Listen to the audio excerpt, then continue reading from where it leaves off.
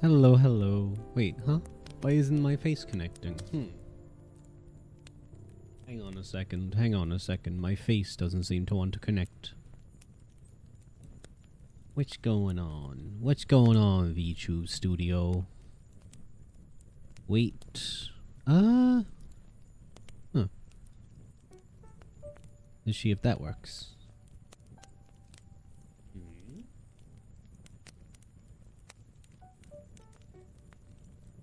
Give me a moment. There we go. I just needed to turn it on and off again. It's amazing how many things can be sorted by turning it on and off. It really is incredible that, you know, the standard, just doing that works 90% of the time. Sometimes you have to turn it off and leave it off for like maybe a minute and then it will just work. Puppet-esque stream where only the mount moves. Oh no. But hello everyone. Hello, hello. It's nice to see all of you. Hello Sari. Always looking out for us. Hello Dixie. Hello Casey. How are you guys doing? Read me into the weekend, warrior. Well, I guess so. Yeah, Friday does count as the weekend. I technically have a short day Friday. I'll be finishing at like 2 because I'm just going to work through lunch. It'll be way quicker. Brother, I worked IT. That's 90% of help. see, I'm able to do like a couple of things. Just let it boot again. I'm able to do like a couple of things when I have like issues. Most of the time when I go to like an IT thing, like IT help, I do come with like a genuine, this doesn't really make much sense. I've tried doing all this stuff. Please help me. And sometimes they're able to figure it out. Sometimes they're just like, well, we'll give it like an hour or two. And we'll see if it fixes itself. I was like, okay. Yo, I guess so. I forgot to start my YouTube channel again. My YouTube stream.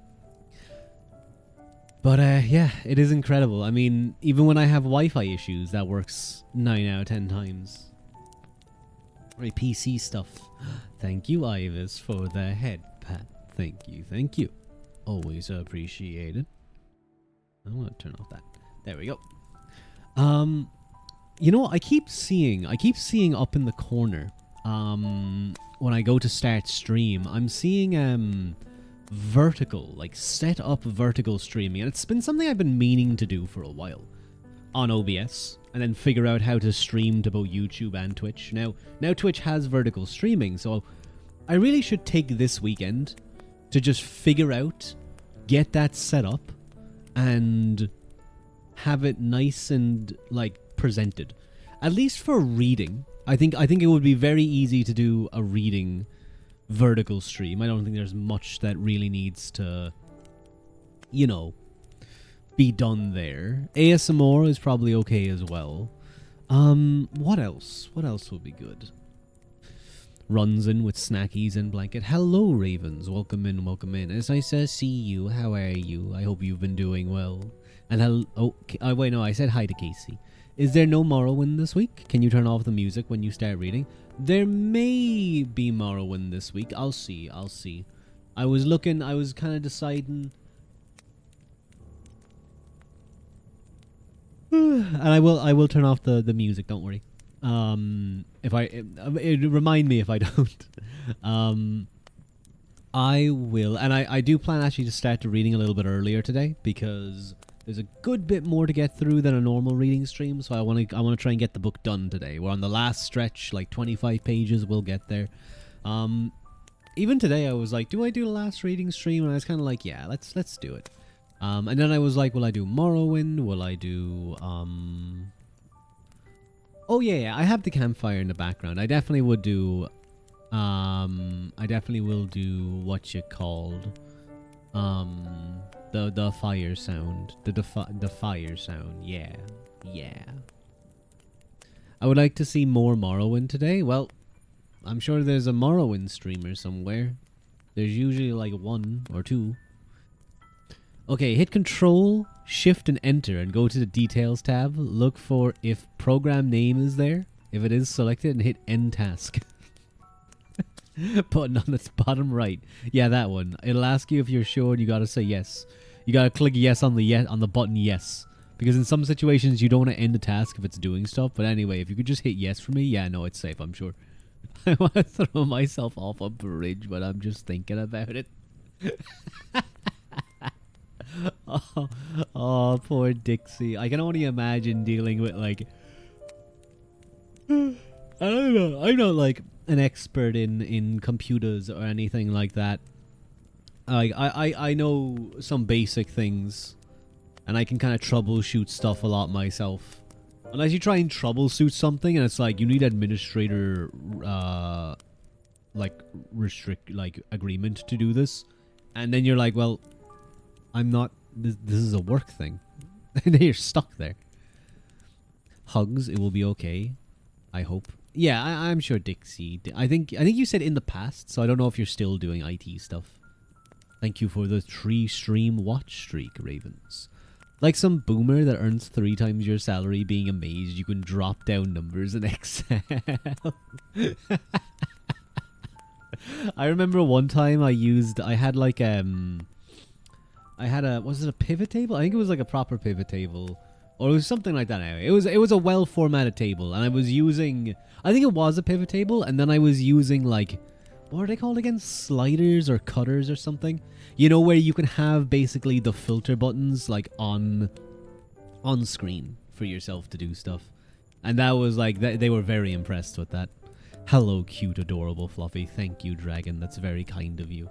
I try and be cute, adorable, and fluffy. So to know I'm all 3 is excellent. Can't just be 2. I mean, if you're cute but you're not adorable, then like you're not trying hard enough. If you're adorable but you're not fluffy, yeah, you can do that. But if you're fluffy but you're not cute, then there's something wrong there. I think you might just be like a bug, like a hairy bug. There's your mistake. You told them about it. The good strat would have been to faff about 7 hours of the day and then macro for 1 hour to finish off the workday. I don't know. No, Casey, don't pinch me. Don't pinch me. Don't pinch me. No pinch. No pinch. Get off.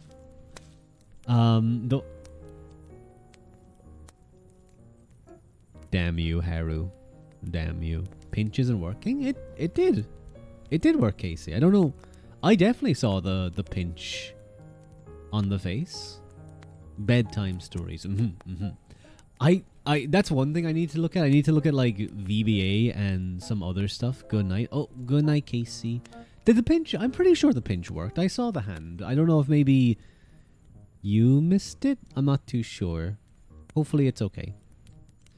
But I do need to learn a bit more about like macros and so like power pivot and some of the more like complicated No, I'm saying complicated. Maybe it's very simple. But thank you, Hawu, for the 85 stream watch streak. Amazing. Ooh. I'm parasocials again. Is that because Sasaviu came back? I saw him last night I realized that he was being more active in his Discord last night. But I didn't want to intrude because I was very tired and I wanted to go EPs. But I'll have to pop in and say hello. And I can be like, look, Sasa, I hit 1,000 followers while you were away. And I have like maybe like 10 average viewers. Aren't you proud of me? I bullied him. I love it. What the fuck? I'm sorry. You're only allowed bully me. Who do you think you are? Excuse me? You're bullying another man, Haru? What the fuck? Who do you think you are? You're banned from this channel. Hello, son, and hello, Aeronaut. I know a good bedtime story. Once there was an ugly barnacle. He was so ugly that everyone died. The end. Wasn't that SpongeBob? Hello, Aeronaut.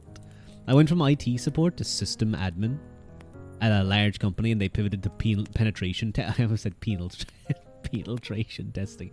Penetration testing, and now I don't think I can legally tell you my exact job. Oh, very cool. Very cool. Very cool. I could tell you guys the exact thing that I do, but I wouldn't be able to disclose any details because it's top secret. It's not. It is technically very classified, but like not classified. Confidential is the word I'd use. I went from retail to unemployed to retail to unemployed. Excellent. Good job, son. Proud of you. You get those neat bucks. I cheated, my bad. I know you did. How dare you? Hi, Raven. What? Hi, Lila. What? What? How?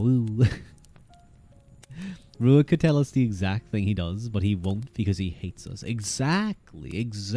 I hate you guys, so I don't want to tell you that information. Same boat. I'm just unemployed. Oh, Haru. You get a job. You'll get a job that's not fucking working in the middle of the night and isn't like, here's your interview. Oh, by the way, the day of your interview, it's getting cancelled. I can't bully you about balding when you're not balding. Are you? Or are you? Well, I think it's okay right now. There was like a little bit of receding, but it hasn't really moved much in the last like year or so, or like 2 years. So I think it's okay. Is Sasa balding though? You're like white. You're gonna be bald. What? What do you mean, like, you're like white? Oh, you mean Walter White? Is that what you mean? Because I've seen a lot of like bald black people before. No, I'm just like telling him that he's balding. Oh, that makes sense. Yeah, make fun of Sasa for that. Unemployed, looking for a job, but no one wants me while I'm getting stuff done on my back. That's tough. I hope you manage to get something soon, Ravens. But I do like make less money now. I kind of start feeling about scamming people over the phone to do that contract work their own company hired me for. Sometimes people got fired over their mistakes. Oh, I get you, Dixie. Yeah, like if they have like multiple instances or even one instance of like a serious fuck up on a training. You know, you send an email and they click the email and oh, that could have been that you could have hacked them through that, and now you would have had access to all the company private data. You know, it's not going to look great on them. Sometimes, so I almost got caught on that once. And what it was it just so happened to coincide with me having done something that was kind of related to what they sent me to it. I got into a bank vault of sorts. Biggest achievement. Good job, Dixie. Can you do that IRL and give me half the money for doing nothing? You should do that and then make the bank sub to me. Make the bank buy me like 5,000 gift subs. I think that's fair. I work in human resources field training. I'm collecting data on prospective hires by immersing myself in their specific environments.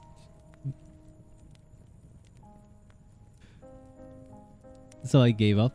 I do miss legally breaking into buildings though. Dixie, when you're like breaking into buildings though, is it like, because I've heard that like certain things like some card readers and stuff are very easy to do, like very easy to get through. I'll make fun of you too when your receding hairline. Oh, beat your ass. It's not receding, it's maturing, as the copers always say. It's a widow's peak. It's maturing. Dixie's a niffler from magical creatures. Get the gold. But yeah, we doing. I'm glad to see the Snake Man back. I kind of only realized because you were like the Snakey in the Wagey Cagey, and I was like, wait a minute, is she talking about Sasa? Is he planning on getting back into streaming, or is he just like, is he busy making all the money as a lawyer?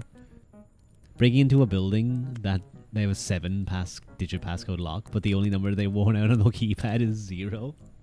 No, I'm imagining Dixie like walks into a building with just like a yellow vest, or like a what do they call it again? Like a workman's vest. Maybe a hard hat, but that might be pushing it a little bit, and a clipboard. And he just walks in, and like you just walk up to like a door with a key card, and you're like, oh shit, where? And you're just like pretending that you don't have it. You're like, could you let me in there? You gotta think simpler. I once disguised myself as a pest exterminator. Told the reception about rats potentially eating cables, and she just gave up the key to the server room?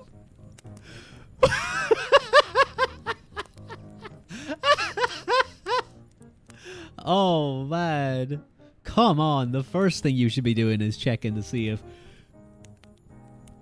that's scheduled. Or any kind of communication on that. Damn.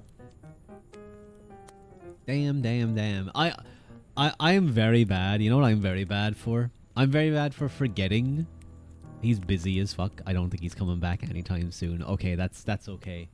He won't steal you away from me. That's okay.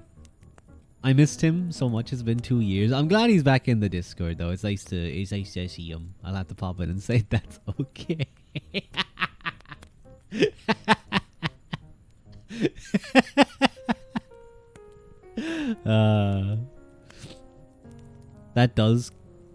This does come after weeks of some rumors about rats on Facebook targeted towards her. What the fuck, Dixie? What the fuck? What are you talking about? Do you... Oh, that's scary, Dixie. That's like genuinely creepy, dude. You got paid to stalk a woman, send her rats? Dude, you send her... You just constantly send her fucking rat images. It's called OSINT. What is this? Let me look this up. OSINT. Open source intelligence. Collecting, analyzing publicly accessible data. Actionable intelligence. Whoa. That's crazy. That poor lady. Dude, that's fucked up. I wonder if she got like a pet rat after that. You should pop in and be like, hey, did you ever get a pet rat? Oh wait, sorry, Harry, I forgot to allow those. I forgot to allow you calling me names. I was shocked about Dixie fucking conditioning some poor secretary for rats.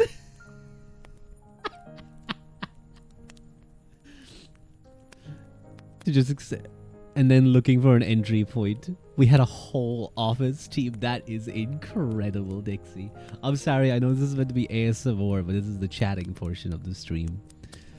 Oh, thank you, Liz, for the hydrate. Oh god, I always hear the computer noise, and it's just part of the audio that I recorded when I was recording Ginzuki's thing.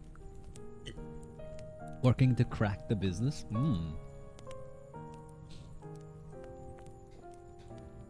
So I should be very careful if I'm ever like posting things about events that I'm going to. Which I'm not really someone who posts a lot of stuff anyway.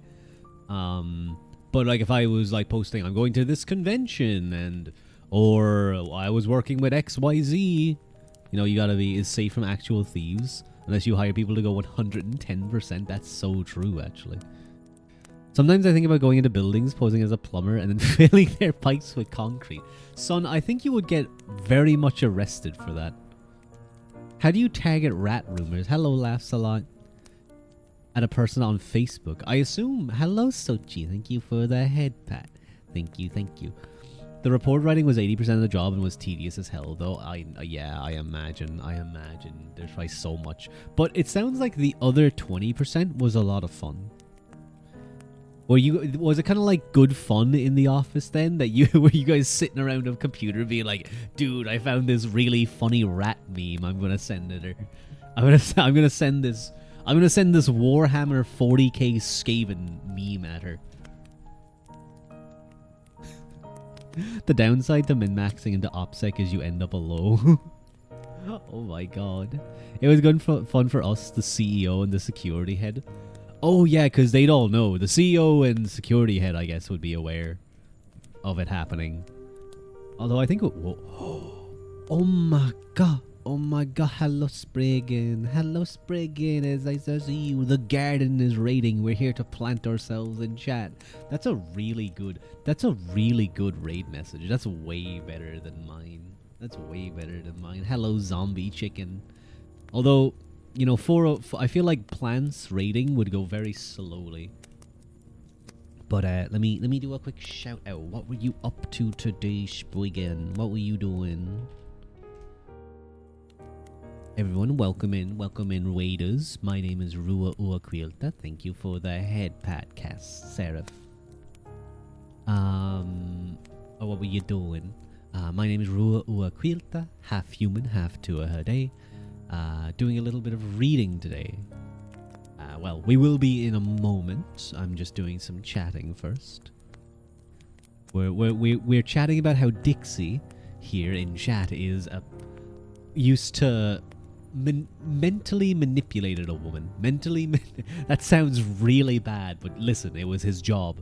That sounds worse, actually. It was legal, I promise. Mentally conditioned a woman into associating with rats, and then posed as an exterminator, a pest exterminator. You were part of it, Dixie, to get into, like, to test the company's security systems. Those are the only people who would know. Would they ever do it where, like, the CEO wouldn't know? Like just the security head would be like, I want you guys to test the CEO and, like, other stuff? Or would that be like, you're endangering your own job at that stage? Or fellow FF14 player, Yahoo. We did some Final Fantasy 14 and we did art. Ooh, I hope your art went well. I hope your art went well, Spriggan.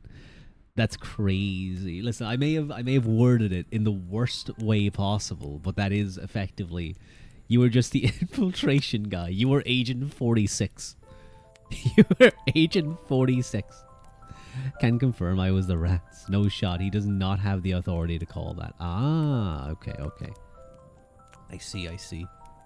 It was good. Nice little warm up, a little bit of a commission. Ooh, I hope it's turning out well. I hope you're getting through. I hope you're getting that money, Spriggan. I hope you're getting that money. Guys, go check out Spriggan's commissions, whatever she's doing.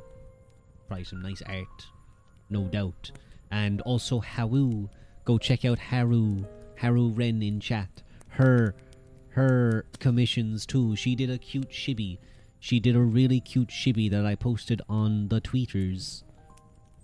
Let me show you guys the cute art that she did for me. Where is it? Fan art. It's technically not fan art. This is commissioned art, so it doesn't count. But look at me and Daya. Look at how cute. Look how cute that is. Look how cute that is. Free advertisement. Exactly, Haru. If you guys would like to commission your own cute chibi, or maybe, I think it was bust up portraits, reach out to Haru. Spriggan is a good artist. He's adorable. Trying. I believe in you, Spriggan. Canon Yowie on stream. Wild. Canon Yowie. No, me and Daya are friends. We good friends. But it is really cute, isn't it? I wanted to get some... I want to get more art of, like, me and my friends. Also, hi, Astian. Hi. Hi, Legend. Hands dangerously near holding. It's resting, okay? It's just resting. But it's so cute. I like how I'm kind of like half asleep. I'm kind of like just waking up, like, oh, what's going on? And then Daya just has like a cute little, he literally just has like a little that. And they were roommates. Exactly. I was tempted to. Doesn't that cost extra though? No, Haru would just do that type of stuff for free because she's a yaoi connoisseur. You come equipped with a legal document on your person, signed by the CEO in case the cops get called, and you got to do the interrogation and convince them that the documents are real, and sometimes get arrested and have them work it out at the station. This means that the company did a good job, and the company pays the tab, not the taxpayer. Oh yeah. Because there'd be oh wow, there must have been a lot of work around like compliance and ensuring everything was above board. Man, that sounds crazy. It sounds really cool to be involved in. BL comic when it's a whole mess on you. If anyone would like to draw BL comics of me, I'm always down for fan art. It doesn't have to just be BL, by the way. It can be like women too, please. It can be women too. You guys have seen the art that I've gotten. I did both. I did both genders. Just yaoi. Yui is something I scream when I close my hand in the door. Nah, you said BL, you're getting BL. This is so unfair. No hetero. Hetero. There's also rules of engagement. You can't just steal a bulldozer and knock down the wall into the file room. That defeats the point. Dixie planning out a GTA 5 tier heist for like $20 and a Snickers bar, just to make sure their penetration is like on point. I imagine it was probably rules of engagement. Yeah, if I could get better engagement. What am I talking about engagement? I don't post any alternative content for people to interact with. The mission objective is get in. They set the rules. Wow. Quest rewards be like, listen. No, don't grab my chest, sir. No, get your hand off of me. Get your hand off of me. It's not fair. Get your hand off my chest. Do that dang YouTube shorts, please. I was talking to Q about that earlier. I was talking to Q about let me support you, Diva.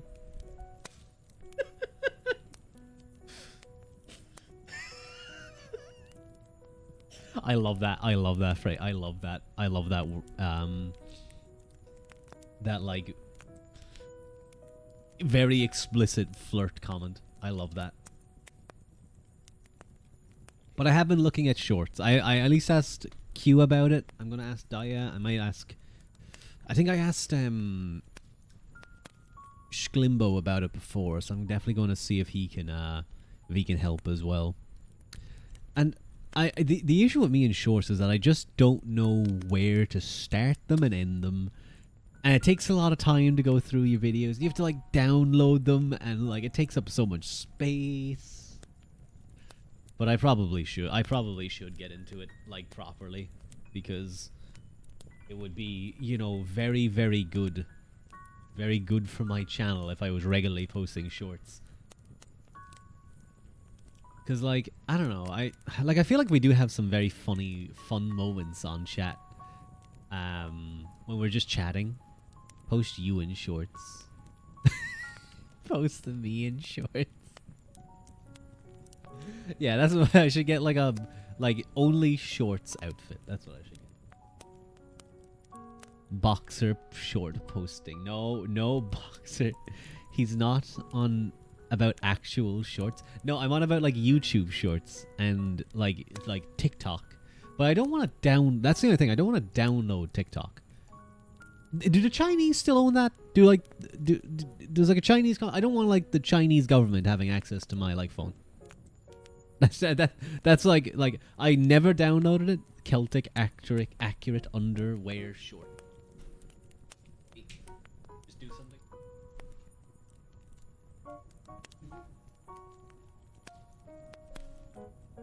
I shouldn't say this, but I will. I'm currently wearing a not a goofy top. What's the other dog's name? The other Disney dog? The actual dog? Clive? That's not his name. Pluto. I was like, Clive? Cleveland? Why are these names in my mind? Why is Clive in my mind? Clive the Disney dog. I think it's Pluto. But yeah, I do have a Pluto top on. It's a very nice one. Girl, that's the least of your concerns at this point. TikTok is VTuber hell. Yes, but technically no, but also yes.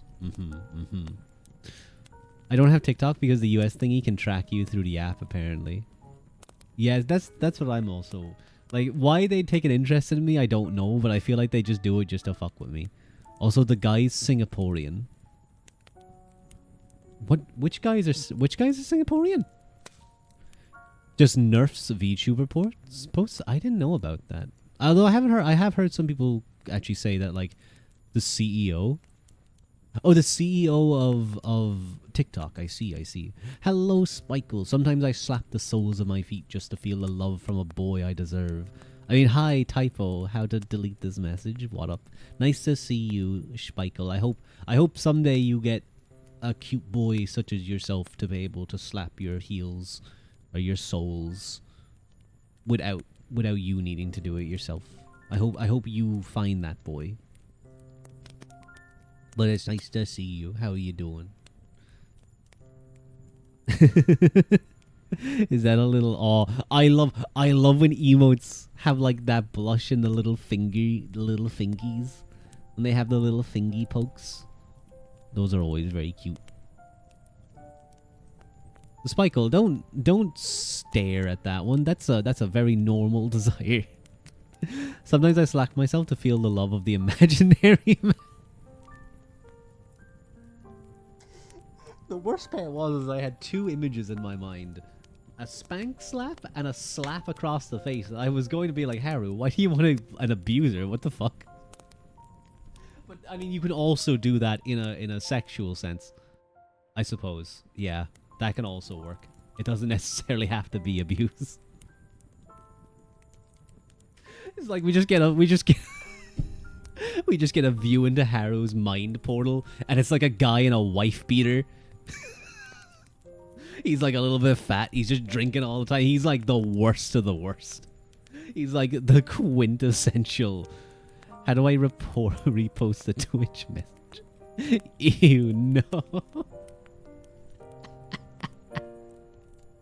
No, I'm just... the comment now is making me think of the abusing angle. And it's not like... abuse against significant others isn't funny. It was just the way I read it and the image that popped into my mind being like, wait, why do you want that? That's terrible. Is what made me laugh. I have to circumvent the Google Docies. A twisted version of Hank Hill appears in my mind. He's laughing, guys. He's laughing at my misery. I thought you liked being slapped, though. I thought that was the whole point. Why do I have a zip tie here? It's a cut. No, it's a.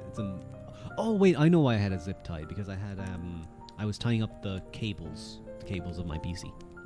Come on, slap me. Okay, this goes for all of you. There we go. Hank Dungeon Master Hill. Why do you have zip ties? Because I was putting in my new PC, or my new PC parts, so I was like, I had to cut some stuff. Some zip ties that I already had to get out some of the cables, and then I was that was nothing. You know what? No. All of you being like, do it harder, do it more. No, get away from me, you freaks. No, legend posted push-up. Okay, we're gonna do the push-ups, and then we're gonna get into the reading, because I do have to get into the reading quickly, because I want this to be the last. This is a weird stream, and we're not even like 30 minutes in. Oh, we're like 35 minutes in. This is concerning. Tell dwarves to go back to the mines. It's how they build. Wait, hang on. I have to get into... I'm going to try and do a Hank Hill. Do you know what a JPEG is? We politely tell dwarves to go back to the mines. It's how they build, Bobby.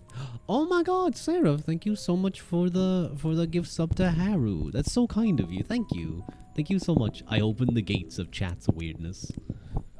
It's always bubbling under the surface. Because you're weird. No, I am perfectly normal. I am perfectly normal. We're 37 minutes in. Put a clock on your throat.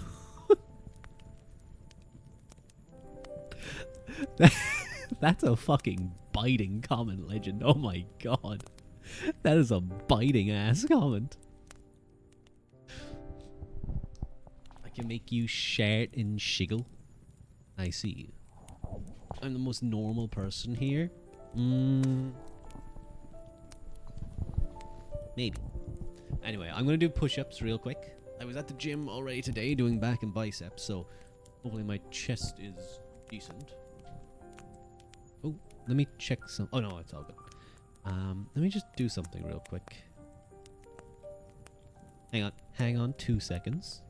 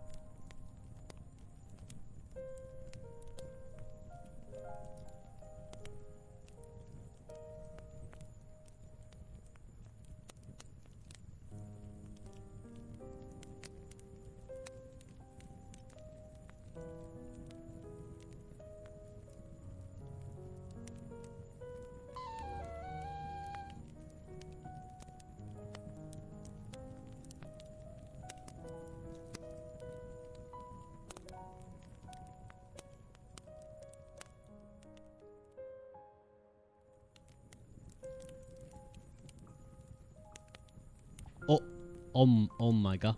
Oh my god. Whoa. Whoa. Whoa. Okay, legend. Oh my god, legend. Thank you for the 5 gifted subs. That's so kind of you. Thank you.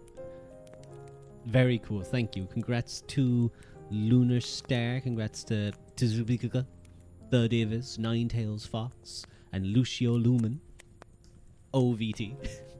for getting the gifted subs. Thank you so much, legend. That's so kind of you. Thank you. Guys, thank you. It's very kind of you guys. Thank you. You're all very, very cool.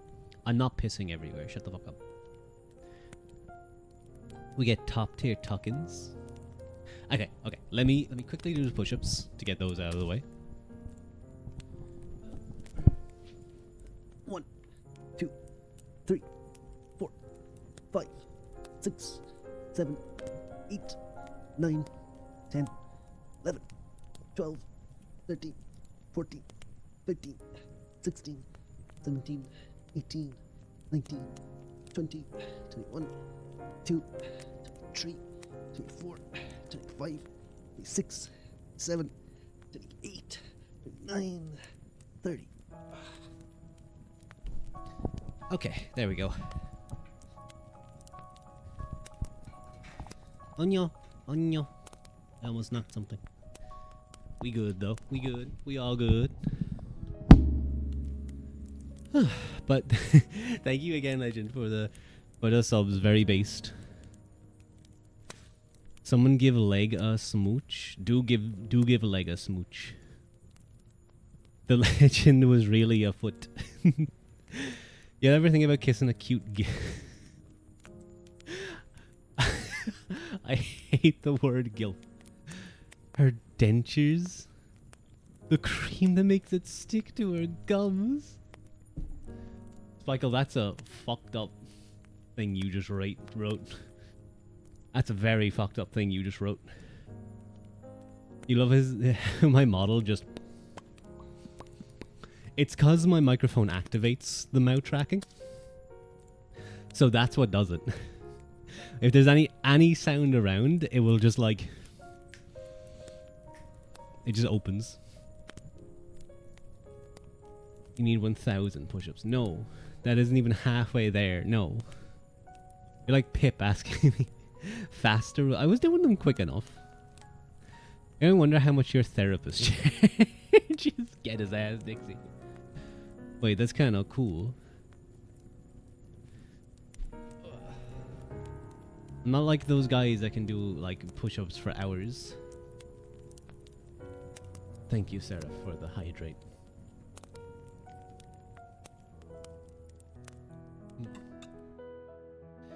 Did you wash your hands? I didn't actually go to the bathroom. I just quickly threw up the BRB and then I just had to take a call.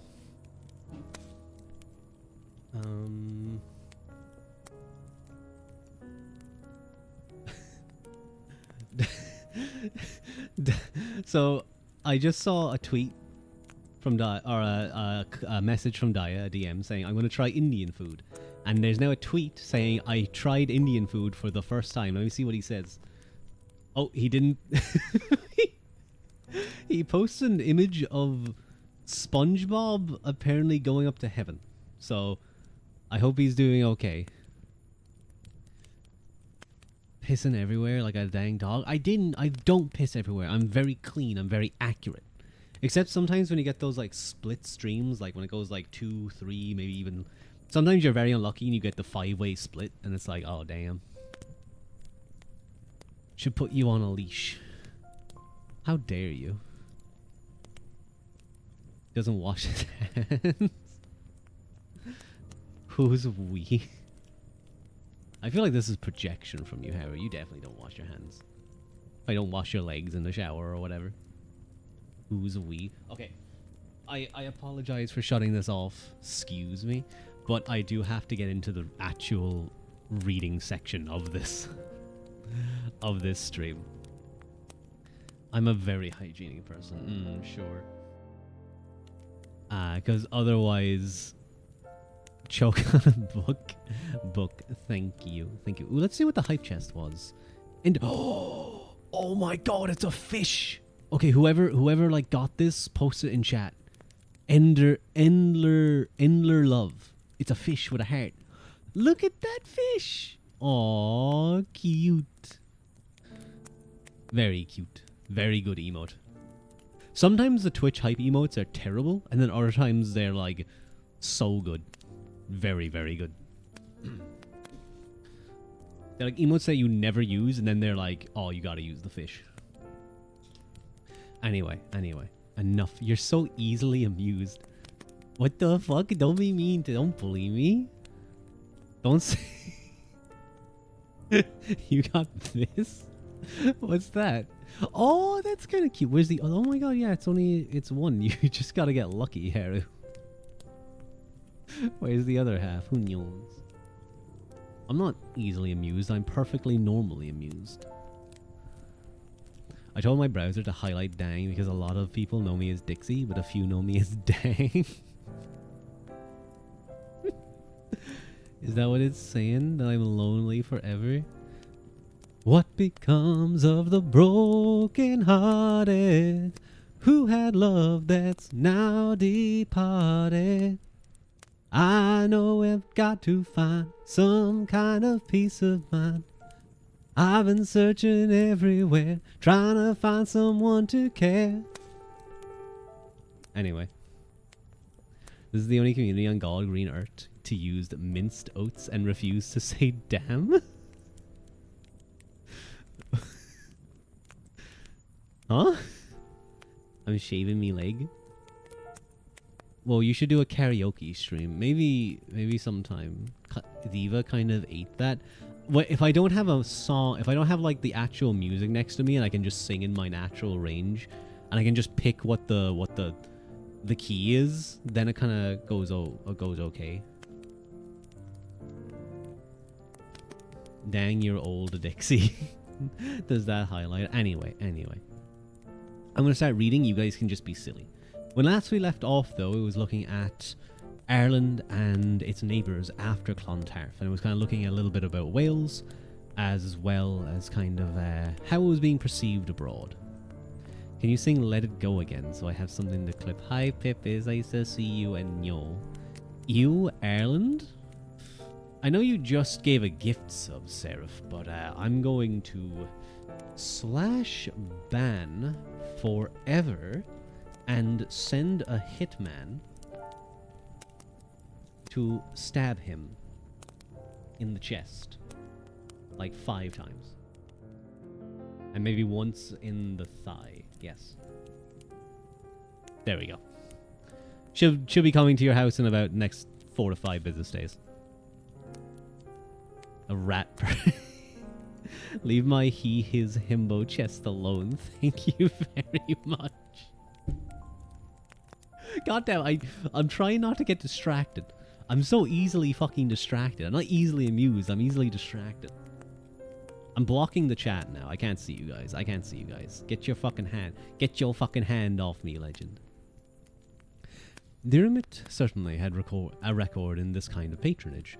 When they were in exile in Ireland in winter 1051 to 52, it was the King of Leinster who played host to the 2 sons of Earl Godwin of Wessex, Leofwin and Harold, and following the latter's death at the Battle of Hastings in 1066, at least 2 of his sons in turn fled to Ireland.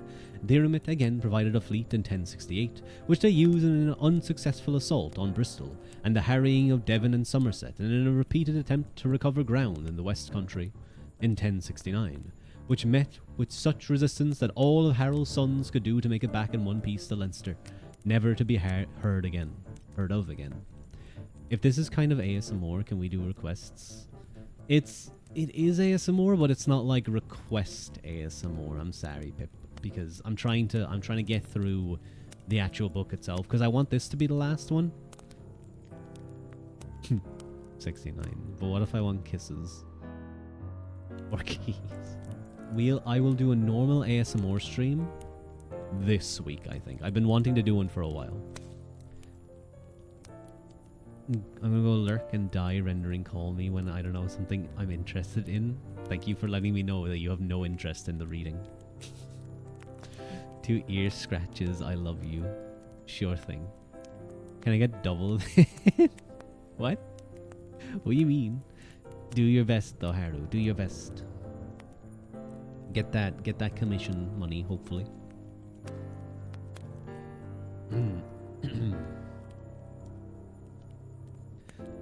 That Till Godwinson's relationship with King Diarmid was similar to that which he seemed to have had with the family of Kynan Ab Aego of Gwynedd, which might traditionally have been viewed as the bond between a lord and its clients, is suggested by an event that occurred in 1068. Munster had recently obtained a worthy successor to Brian Boru in the person of his grandson Taird al-Buch Ua Brian, who died 1086. Hello, Mayume, hello, hello.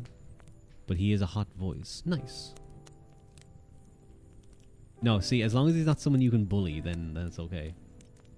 That is cheating a little bit. Munster had recently... Oh, wait, no. Although he was a protege to Diarmid mac Mael na Meo, Tord Elbuch's gratitude was short-lived. In 1068, he led an expedition into Leinster to assert preeminence over his erstwhile patron, obtaining a trophy from Diarmid, what the Irish annals call the Standard of the King of the English. The most likely identity of this treasured artifact is the battle standard borne by Harold at Hastings and bestowed by his sons on Diarmid mac Mael na Meo, presumably as some kind of acknowledgement of his overlordship, after they had found refuge in Ireland under his protection.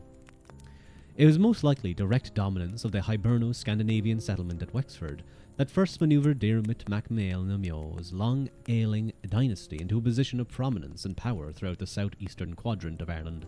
But Diarmid's great leap forward, what propelled him to national importance and gave him a recognition factor in England and Wales, was the fact that in 1052 he succeeded in adding Dublin and its hinterland, Fine Gael, the territory of the foreigners, to his personal domain. Its importance lies in the fact that Diarmid expelled the Hiberno-Norse king of Dublin and appropriated the kingship of Dublin to himself. Brian had never done this. What Brian and others had been content with, it seems, was a relatively undemanding assertion of authority, whereby... Oops, sorry, I'm going to turn off the music, actually, and just have the fire in the background.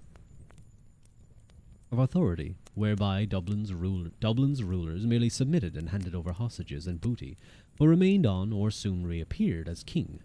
There is therefore underway a process of intensification of Irish lordship over the Norse, the Hiberno horse, which Ireland had been greatly accelerated, which Brian had greatly accelerated, but which was now stepping up in even further gear.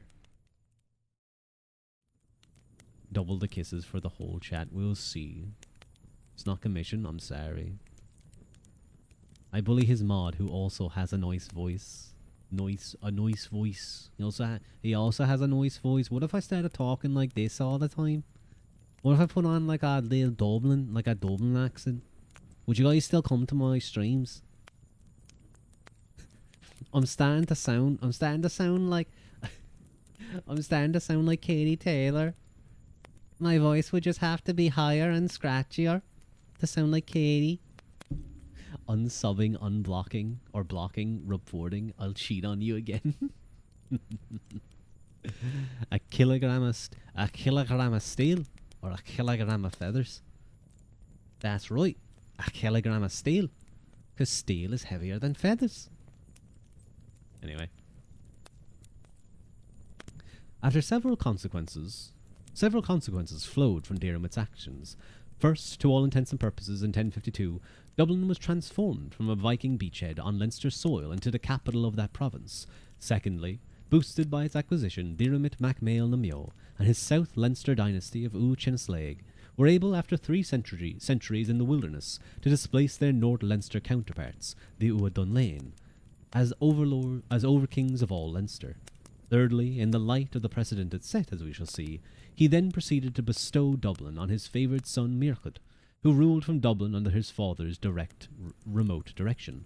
And fourthly, in exploiting the maritime gateway that Dublin provided, Muirchad invaded the Isle of Man in 1061 and exacted tribute from its inhabitants, thereby extending the Leinster dynasty's lordship to encompass this transmarine satellite, no doubt emulating long-standing Viking practice and perhaps also a hegemony that lay behind Brian's adoption of the title Imperator Scotorum.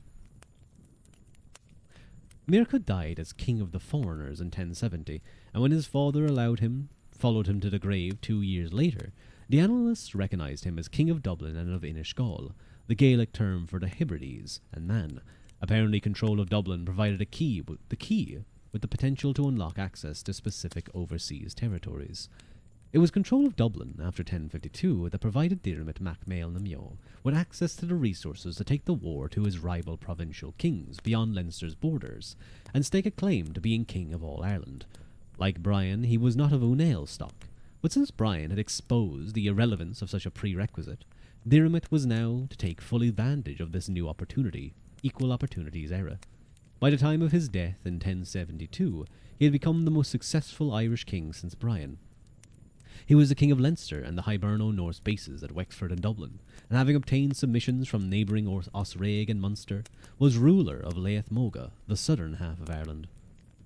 Unfortunately for the Leinstermen's hopes of elevating themselves to a position of paramountcy throughout Ireland, while attempting an offensive into Leath Cuan, the northern half, by gaining overlordship of the southern Unail, Diarmid met his end there in the Battle of Obda in 1072. But it was because of his achievements in emulating Brian in the interprovincial game of snakes and ladders that Diarmid mac Mael na Meo was described in an admittedly slight retrospective obit as King of Ireland with opposition, Riherind Cofesabra. This is a term coined after the Unail ascendancy had crumbled, intended to provide a dispassionate depiction, insofar as that could be expected from retained mandarins, of the new style of province king who bid for, while rarely achieving, unopposed mastery over the whole island. Although the title did not exist in his day, it was in effect what Brian was for most of the dozen years during what he professed to be High King. In that sense, therefore, the new age that Brian ushered in embodies a new concept of Irish kingship, the age of the Riherind Cofesabra, King of Ireland with opposition. And it was Diarmid mac Mael na Meo's plucky emulation of Brian that won him that title. And as with the great landmarks in Brian's career, it is remarkable how big a part Dublin played. It should come to no surprise then, therefore, that no sooner had Diarmid met his end at Oldba in 1072, that Brian's grandson, Teirdelbach Ua Brian. How are you?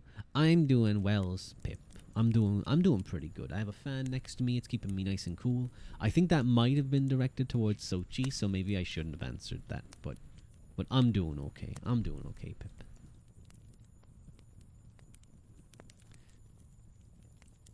That Teirdelbach marched his armies and accepted the offer of its kingship from the Hiberno Norse on Dublin. The very fact of doing so seemed to have secured him a place of prosperity as a second Irish king with opposition. And just as Diarmid had anointed his son Mircud to rule the city and its territory under him, by 1075 the annals confirmed that Teirdelbach had followed suit, and his son and successor Mircatoch, who died in 1119, is recorded as having taken over the kingship of Dublin. He was in effect serving an apprenticeship that in time would qualify him to succeed as the third Riherind Cofesabra. Oh, excuse me, I have to take a quick call again.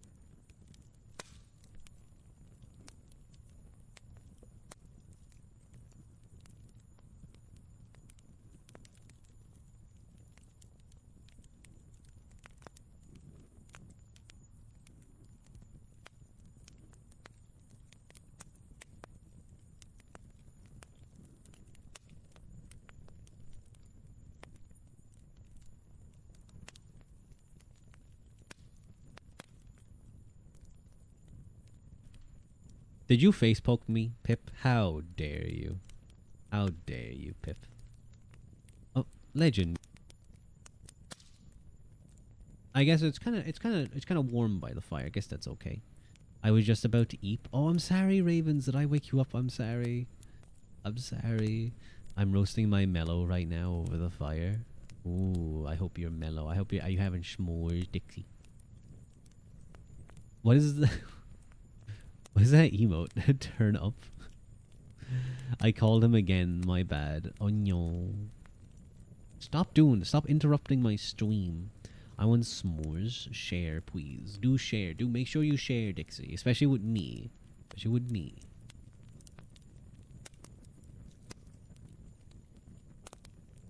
I meant it metaphorically. Well, share it metaphorically. Share it metaphysically with me. You are a vibe. Thank you. Where were we? We were... here we are.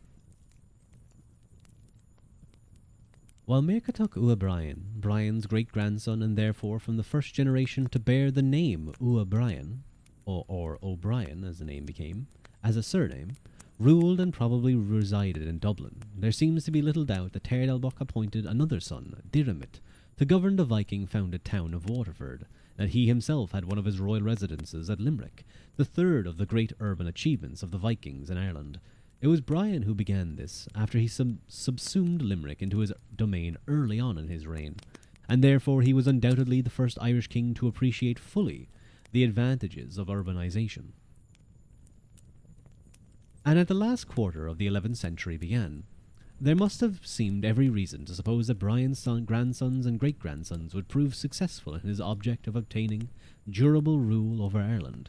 It is certainly ironic, therefore, given the traditional depiction of Brian as having driven the Vikings out of Ireland, that it was his family that above all others was the champion of those towns, those Trojan horses inherited from the Vikings, making them quintessentially their own for the purposes of familial and dynastic aggrandizement.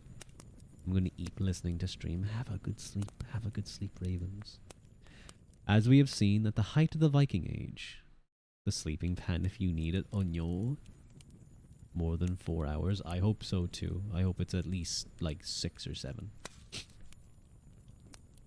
As we have seen, at the height of the Viking Age, the Uanale had been resilient enough to thwart the emergence of permanent Viking bases in Leith Cuan, while their southern counterparts had had to tolerate with what they could not force out. But by the time of Brian's death at Clontarf, those footholds were flourishing towns, the greatest concentration of wealth on the island, and the southern kings prospered through transactions with them. As the Uanale, bemoaning perhaps their short-sighted inhospitality, saw their former vigour wither from lack of resources and their ancient primacy scorned.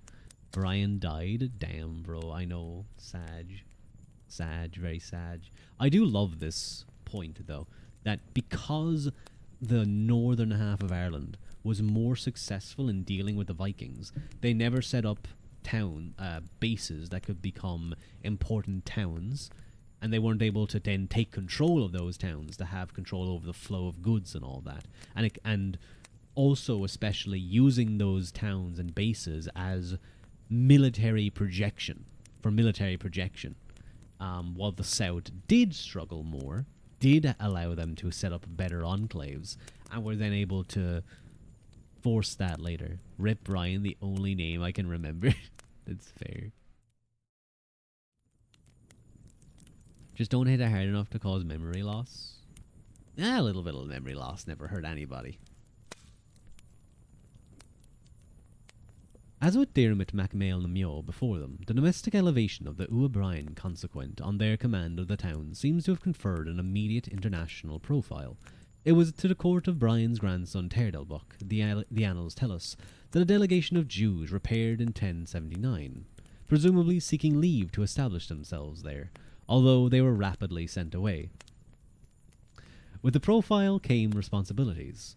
When the clergy and people of Dublin came together in 1074 to elect as their bishop Gilpatrick, an Irish monk schooled under St. Wulfstan of Worcester, Archbishop Lanfranc of Canterbury consecrated them, sending him back to Dublin with a letter for its Hiberno-Norse leader and another for its overlord, Teirdelbach Ua Brian.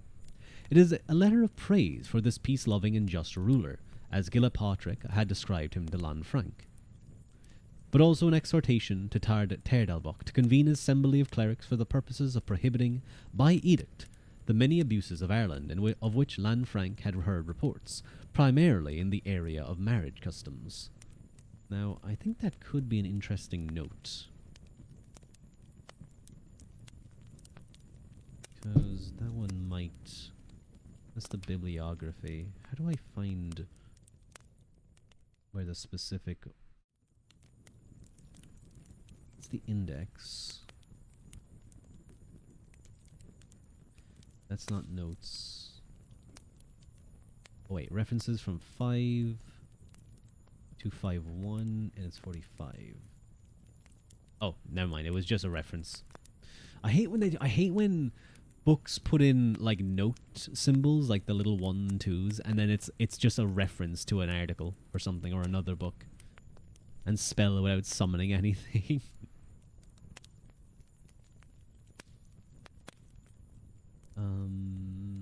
Where were we? We were here. It was long held that this appeal fell on deaf ears, and it was not until the later part of the reign of Teardalbach's son Muircheartacht O'Brien that the issue of spiritual and structural reform of the Irish Church got underway. Indeed, this process is almost invariably inferred as the 12th century reform of the Church, and the council held under Muircheartacht's auspices at Cashel in 1101 is perennially cited as the official unveiling. In fact, however, it appears that Teardalbach presided over a synod held in Dublin in 1080, attended by the most senior cleric of the country, the successor of St. Patrick at Armagh, and the leading churchman of Munster, if not of other provinces. When their deliberations led to a difference of opinion, they dispatched a letter to Lanfranc at Christmas 1080, asked him to clarify the issues concerned, as he duly did in a letter that, if it arrived while the synod was still in session, shows that the synod must surely have continued into 1081. Furthermore, in 1085, Teardalbach again presided over an assembly of bishops of Ireland and the clergy and people of Dublin, which elected another Irishman, Donagus Ua Hailinglu,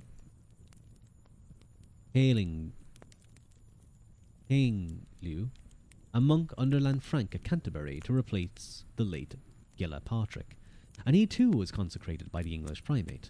Following Dongus's death, his nephew Samuel, a monk at St. Albans, was consecrated by Archbishop Anselm of Canterbury in 1096, having been chosen in an assembly by the Dubliners with the assent of Teardalbach's son Muircheartacht.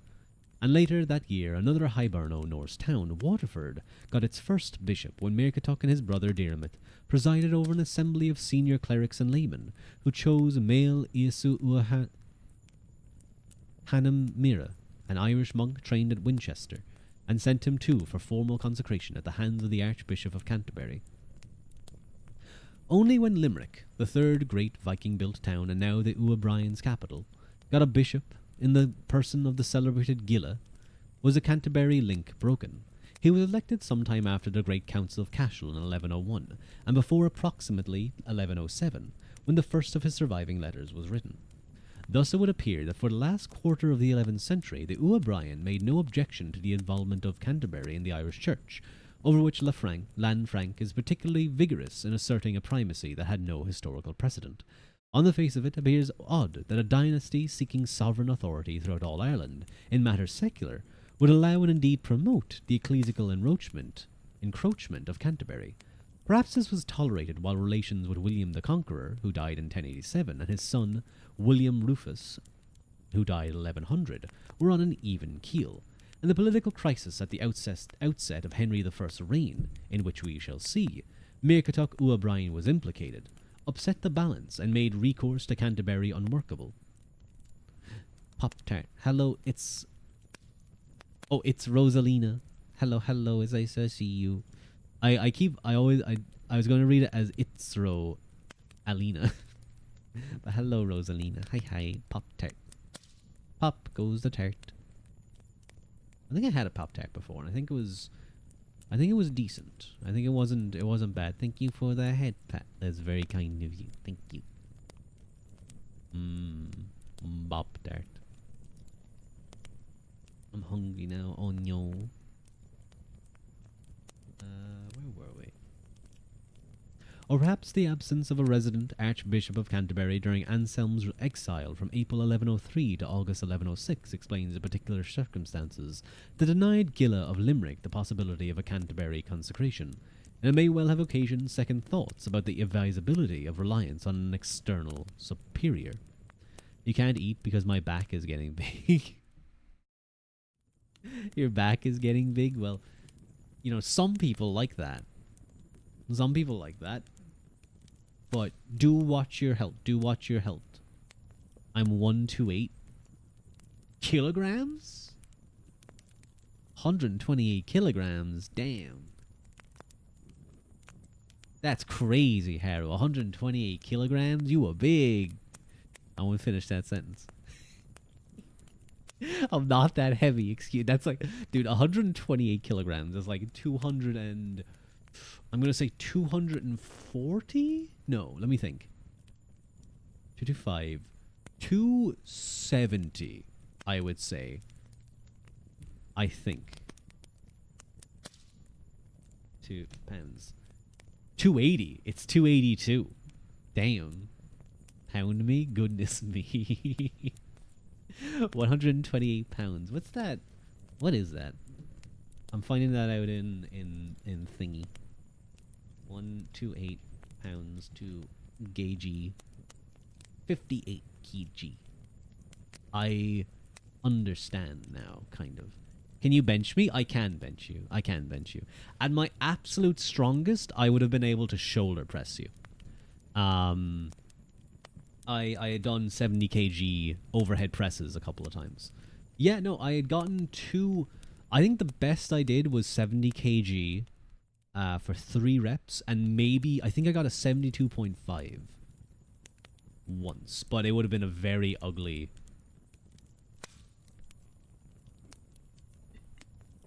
Sasa almost can. I mean, what?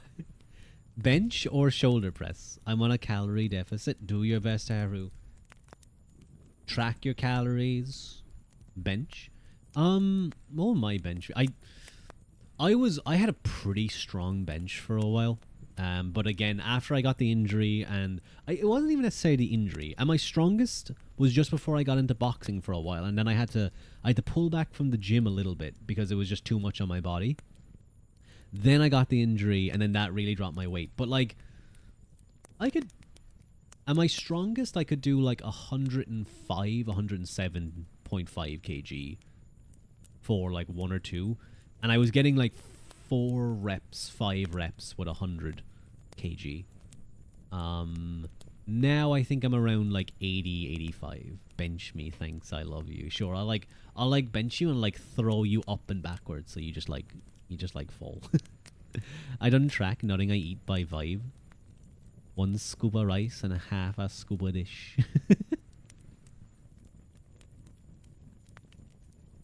Instead of ILY, it's gonna be IFLY. You're gonna fly while I...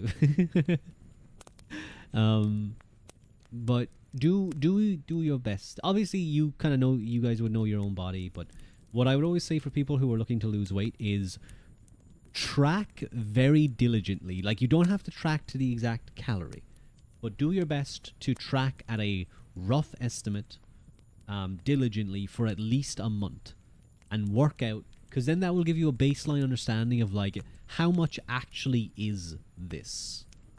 How much actually is this? It's okay, I don't eat breakfast. That's fair. That's fair. I've lost a couple of kg recently, actually. I switched the photosynthesis. That's not a bad idea. That's not a bad idea, legend. Like, you just don't want to gain weight, you just stand outside. You just stand out of the sun. How can I do that? It's like, oh, guys, I'm really full right now. I'm just going to step into the shade real quick. There is no shade. What? Yeah, it's like probably another, like, 10... It's probably like another, like, 2 kilometers before we get to, like, trees and stuff. It's like, oh, God, I'm going to get so fat. Like, as you're walking, you're just clearly gaining more photosynthesis weight. All that starch is building up in your body. Is it starch? No, like, not cellulose. Whatever fucking plants do. I forget. It's been a while since science. Very painfully. I hit like 15k steps the other day. I died inside. I'm not doing all that again.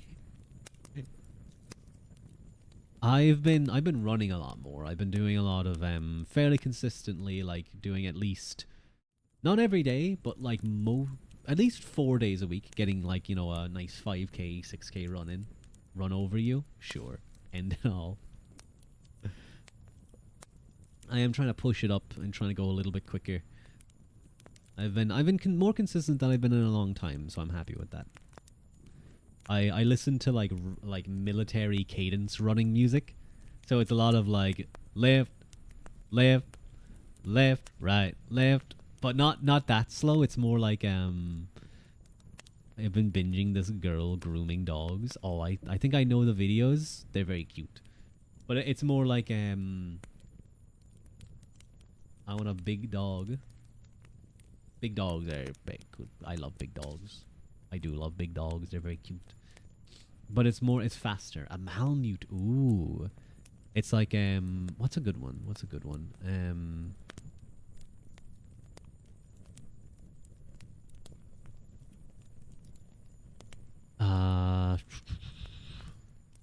It's just like, I'm trying to think of the speed. 1, 2, 3, 4, hey, 1, 2, 3, 4, hey, 1.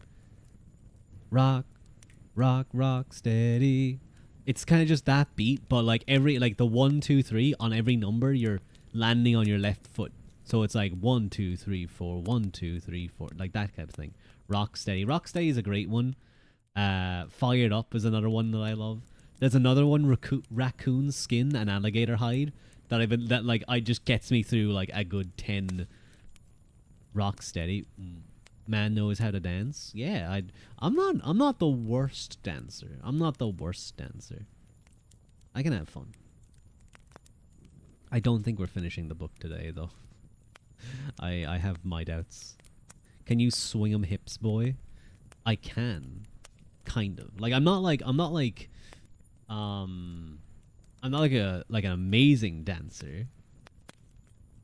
But I can do okay. I can move. I've gotten people come up to me and be like, "Dude, you're so good at dancing," in clubs where we're like all half drunk, so obviously it just looks. Can you twerk it? I can't twerk it. I mean, I can like do like a squat down. You know that thing that like the girlies do, where they drop it low. I can do that. His twerk is a squat. Well, yeah, I can squat. I like squatting. But like the thing is that like I'll drop down into a squat, and then I'll like, you know that thing where like you like slowly rise up with the beat. I'll do that. And other silly stuff. Can you twerk while doing? No, I can't twerk, guys. Maybe someday I'll get a 3D model, and it'll horribly track me dancing, and my model will like kill itself. Anyway. Can you split? I don't think so. No, and I don't want to try. I wasn't able to the last time I tried. Hyper masculine white girl dancer. It's gonna track that big cake of you. You guys are weird. You guys are weird. I do know Kabu Vior. He does like he's a very good dancer. He's a really good dancer.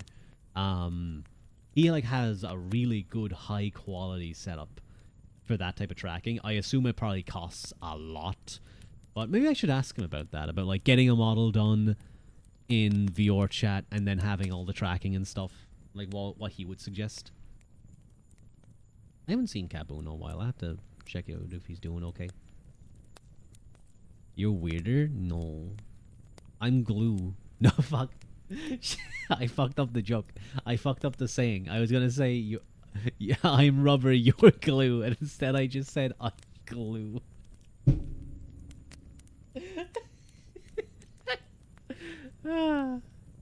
What are you doing a hand cam? I don't know what to do on a hand cam though. That's the only thing. I'd have to get like another. The thing is, I'd have to get like another arm, like another camera arm, to. That's not a hand cam though. Like a I'm not missing a hand. I swear, I'm not missing a arm. I'd have to get another camera or phone arm for the camera. That'd be a surprise if I was an amputee.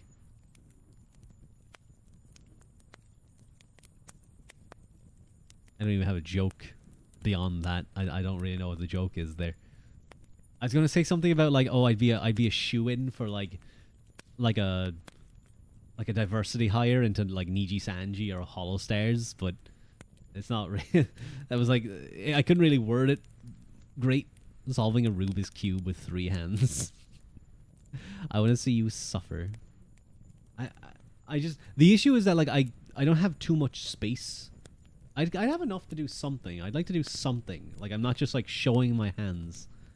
Also, by the way, how do you guys feel about... I always question this. I have kind of like, you know, like the area, like your digit, you know, on your fingies, you have like the point between your middle knuckle and your main knuckle. Like, should that be smooth? Like, I have hair growing there. I think most guys do. Should that be shaved? Like, does that look better shaved? I never know. Because my hands are kind of hairy. Like, down the sides. Not like the side, but like, you know, arm down. Wax it. What? No, not like the palms of my... There's a level of freak that goes into shaving your individual fingers. The fuck? Don't say that. It's me. Ruadh is a bear. Confirm. I don't think I'm heavy enough to be... I feel like for a bear, you have to be like... Gonna have to be like a really big boy. Ruadh or a bear debate. We discussed this earlier. Clearly, it's Ruadh. Finally beating the Twink allegations. Thank you. Yeah, exactly. Exactly. Thank you, Spikle. Thank you. Or Speakle. I am beating the allegations, finally. Ugh. I'm not like Fua, who's like perfectly smooth everywhere. No problemo. Thank you. I added that lemo. Still a twink in my eyes, of course. But that wasn't me saying that. Straight people are still talking about how the woman took the bear.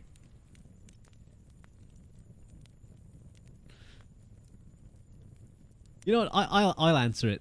Women, I get what you mean. I get that it's meant to be a sort of, you don't feel comfortable around men in secluded areas, and you almost like you will say bear. Like, I understand what you're saying, the subcontext. I understand the subcontext of the point that you're making. But no, if you saw a bear in real life, I don't think you would actually want to be near that thing. They are very like, if it's a black bear, maybe. Shut up, male. I'm gonna slap a bitch real quick, Haru. You said you like it. How do you know Fua is... I'm saying, have you seen him on Facecam? Have you seen him? We're over here like, so bear? Was too knowledgeably said. But he's talked about this before. He is I'm gonna say a twink. He is. But like, you said everywhere. Well, that's what he's told me. We've talked about like grooming, because he is a man who is very good with skincare and like knows what he wants in style. Smooth. Why are you two talking about grooming? Because I've asked him about skincare before. Who are you grooming? I've talked to him about skincare, you fucking groupies. Not the groupies. God damn it, no. I'm going back to my book. I'm going back to my goddamn book. Leave me alone. Ruadh will never groom me. That's Spiko. Don't worry. If you like, I'll do like a monkey groom. If you like sit down, I'll like come up behind you and I'll like pick out the bugs out of your hair. I'll like scratch your back. How about that? God, I haven't had my back scratched in a while. I want that. I want that now. Think if I go to like a massage place and they're like, you know, doing the like elbowing me in the fucking nerves of my back so that it feels good and hurts. Do you think if I just go like, can you also just like scratch my back real quick, that they'll do it? I can elbow you. No, I want to scratchies. That's a good thing. Book. Thank you, Legend. I will go back to the book.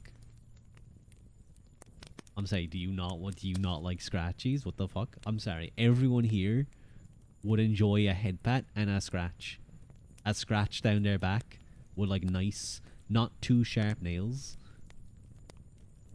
I like head scratches. You don't like back scratches? Not your what? What are you talking about? Like someone tracing their nails over your back, drawing symbols, like guess the word? Guess the word. That you'd guess the letters, guess the numbers. I'm going back to my book. This isn't going to be the final. I think I preemptively called it the final stream. So that's what you like. My streamer doesn't want to groom me.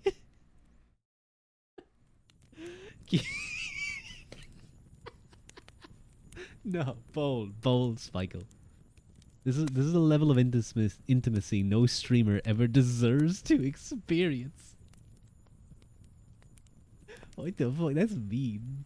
That's mean. No, I deserve to experience that intimacy. I deserve to experience the intimacy of lying on my significant other's lap, like turned, like sleeping, and they're just like playing with my hair. I'm kidding. Okay, I know. Head pats you. I know jokes. Do it now.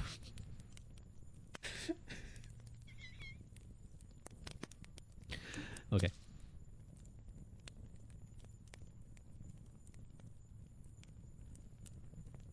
But the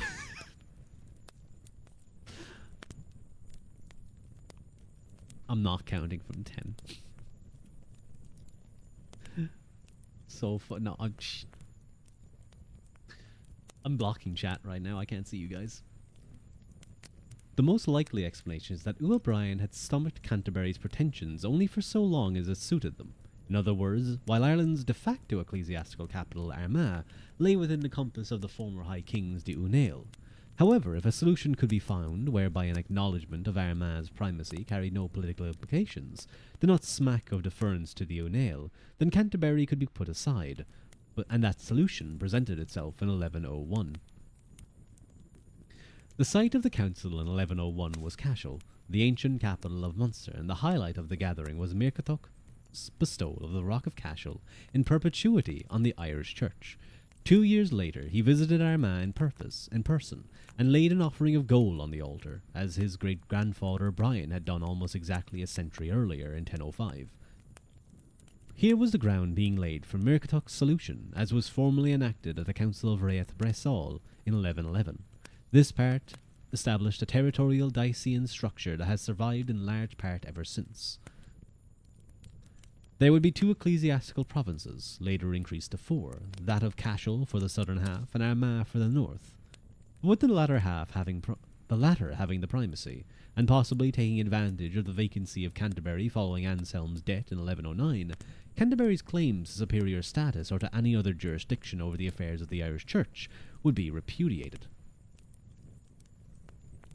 I'm genuinely holding my silly boy tummy laughing. I'm glad you're having an enjoyable stream. This is meant to be ASMR. I call this ASMR and I feel like I'm falsely advertising so much. How could anyone relax to this? The delicate diplomacy required of Brian's ascendants, the O'Brien, in their dealings with the English primate was a consequence of their dominion of the towns. This dominion also encouraged supranational aspirations. It is worthy of note that in 1073, within a year of Terdelbuck's claiming lordship over Dublin, 2 O'Brien met violent deaths on the Isle of Man, almost certainly in the act of asserting its claim as arising from its Dublin acquisition. Similarly, when his son Mircatoc took charge of Dublin in 1075, he became patron of the exiled heirs of Aego of Gwynedd, and the romantic biography of Aego's grandson, Gruffudd ap Cynan, chronicles a long alliance between the two. It began in the very year that Mircatoc took control of Dublin, when he supplied Gruffudd with the city-state's fleet in response to the first of the Welshman's regular pleas for such assistance to establish himself in Gwynedd. As we have seen, another of Teirdelbach's sons, Diarmid O'Brien, had control of Waterford, and the biography of Gruffudd ap Cynan gives Diarmid's naval aid much of the credit for the success of Gruffudd and of Rhys ap Tuedr of Deheubarth, South Wales, at the famous Battle of Myned Cairn the following year, which secured both men in their respective kingships. You just gotta whisper is all. Switch it to writing and reading. Why do you guys insist on calling it that? I hate that. I hate it. You guys know I hate it. You do it because it annoys me. You don't do it because that's how you'd write it. You would say reading and writing too. Except in this very instance.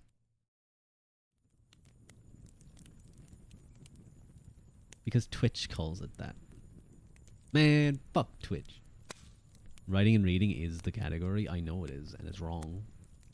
After 1066, partisan entanglements in Wales led Irish kings directly to encounters with Normans, and specifically with an Anglo-Norman court alert to Ireland's role in offering asylum and assistance to insular enemies.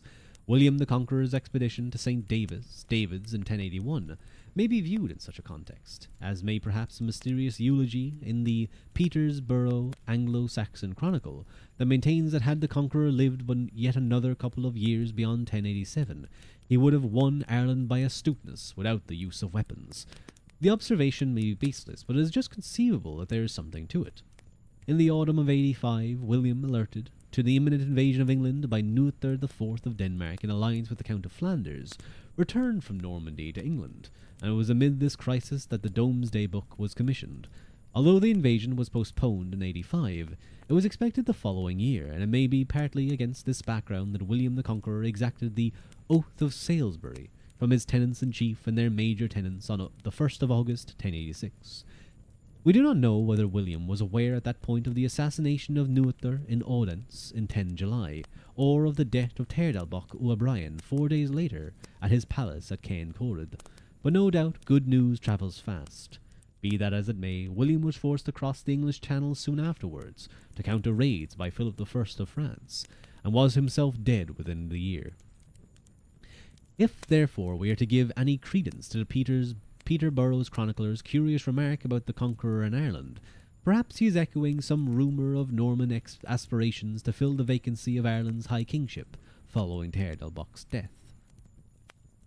Recent intervention by the O'Brien in the affairs of Wales must have been a bone of contention, and the Normans may also have had some antipathy towards the Irish for suspected favouritism to the conquered Anglo-Saxons. But it must also have been known at William's court that, if past performance were anything to go by, forces from Ireland were likely to lend their backing to Scandinavian ambitions in England, as had been made manifest on numerous occasions within living memory, indeed stretching from the time of the Battle of Clontarf onwards.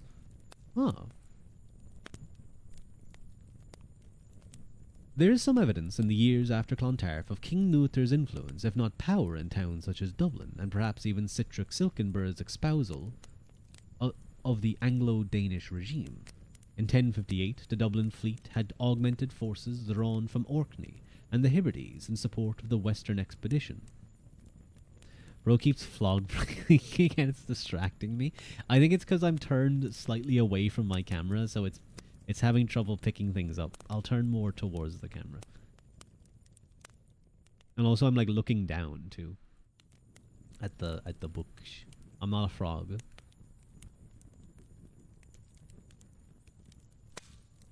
And the Hebrides in support of the Western expedition of Magnus, son of King Haraldr Hadri of Norway, which an Irish annalist at least believed was intent on the conquest of England. When Haraldr himself invaded England in 1066, Adam of Bremen thought there was an Irish king in his army, and bearing in mind that 2 of Harold Godwinson's sons and his daughter Guida had fled to Sweden after Hastings, it may not be a coincidence that the Danish invasion of England in 1069, in which the future Nuthar IV participated, overlapped with the last 2 attempts by 2 more of Harold's sons to effect a restoration in England, which, as we have seen, saw them bring from Ireland a fleet of 60 ships acquired from Diarmid mac Mael na Meo. Luther commanded the Swedish armada of 200 ships that struck at York in 1075. This was the year in which Muirchertach O'Brien took the kingship of Dublin, banishing overseas its Hiberno-Norse ruler, who died beyond the sea, having assembled a great fleet to come to Ireland. Perhaps the annalist believed that the Swedish fleet bound for England would also provide succour to Dublin's exiled Hiberno-Norse ruler, an episode reminiscent of the context of the Battle of Clontarf. Looking down at me, looking up at you. Hello, Gwenny. Well, I'm always looking down at you. You're a little shorty. You're a little short gobbo. Fucking auto type. Sure, bro. Like you don't frog blink in real life. I don't frog blink in real life. What are you talking about? Now you're making me blink. Look. There's a frog blinker. There's a frog blinker right there. Look, she's doing it. Meowdy. Hi, Gwenny. Hope you're doing well. Someone took my cloak earlier, so I suppose you can have it. It's somewhere around here. You can wrap up nice and warm. Ruadh glumps IRL. I don't glump IRL.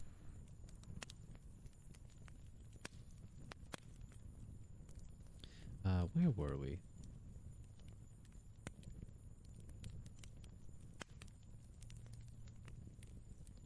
We were... Oh, I've lost it. I've lost it on you. Oh, there we are. The demise of Teirdelbach O'Brien in 1086 did not halt the progress of Brian's dynasty, although the ensuing succession contest between his sons unquestionably sowed the seeds of later and predictable destabilization among the O'Brien. From this dispute, by the late 1080s, Muirchertach O'Brien emerged a victor and was happy to follow the time-honoured blueprint. Control of Dublin was essential, and at some unknown date he became the third consecutive High King with opposition, to appoint his heir to the position of king of that city-state. Dublin, in turn, we have seen, opened up possibilities in the Isles, and by the mid-1090s not only were members of the O'Brien again active in the Isle of Man, where Amlaeb, a son of Muirchertach's late brother Tig, met a violent end, but, according to the Manx Chronicle, where the king of the Isles died, leaving only a minor. The nobles of the Isles sent to Muirchertach, requesting a regent until their own royal heir came to age. He responded, we are told, by offering them the services of another of Tig's sons, Donal. Like much of the early portion of the Chronicle, this sounds rather far-fetched, but we have confirmatory evidence from the Irish annals, admittedly from a good deal later in 1111, that this Donal did indeed take possession of the kingship of the Isles at this point. Irish expansionism in the region may have been one concern that prompted Harold Haraldi's grandson, King Magnus III, Barelegs of Norway, to make at least 2 western expeditions at the turn of the century, although it is quite conceivable that he was only the latest and, to all intents and purposes, the last in a long succession of Scandinavian royal figures with territorial ambitions elastic enough to embrace any and all parts of the archipelago. Well, the Irish certainly got off lightly on Magnus's first expedition in 1098, where the targets of his energy were the Western Isles, Man, and Britain's western littoral, from Galloway to Gwynedd. Almost all sources, on the other hand, are agreed that the primary, or at least the initial objective, of Magnus's 1102 campaign was Ireland, and the annalists indicate a successful occupation of Dublin from his Manx base. War with Muirchertach O'Brien seemed inevitable, and as Dublin's impressive city walls have been dated archaeologically to approximately 1100, quite possibly this was done by directive of Muirchertach in the face of this threat. As it transpired, both kings seemed to have recognized that more was to be achieved by joining forces than by locking horns. A truce gave them time to hammer out an agreement that saw the Norwegian king's son, the future King Sigurd, Jerusalem-farer, married off to a daughter of O'Brien. King Magnus have evidently envisioned a cadet western kingdom ruled by this younger son under the protection of an Irish father-in-law of distinguished pedigree. For Muirchertach, who had striven without success throughout his adult life, like his forefathers back and including Brian, to wring submission from the recalcitrant rulers of Ireland's far north, The services of dedicated Norwegian and insular allies, stationed to his enemy's flank and rear, must have invoked the prospect of ultimate victory. This was not to be. The ignominious demise of the great Magnus Barelegs, slain in a petty ambush on the shores of Ulster in the summer 1103, all but ended Norway's western dream. And when Mercatoc's family lost their grip on Dublin, soon after he himself fell gravely ill in 1114, the O'Brien too had to bid farewell to at least 40 years of intervention in the North Irish Sea region, and quite possibly a history of involvement there stretching all the way back to Brian's assertion of a claim to Imperator Scotorum. But in truth, it was always something of a long shot for a dynasty rooted in Ireland's southwest.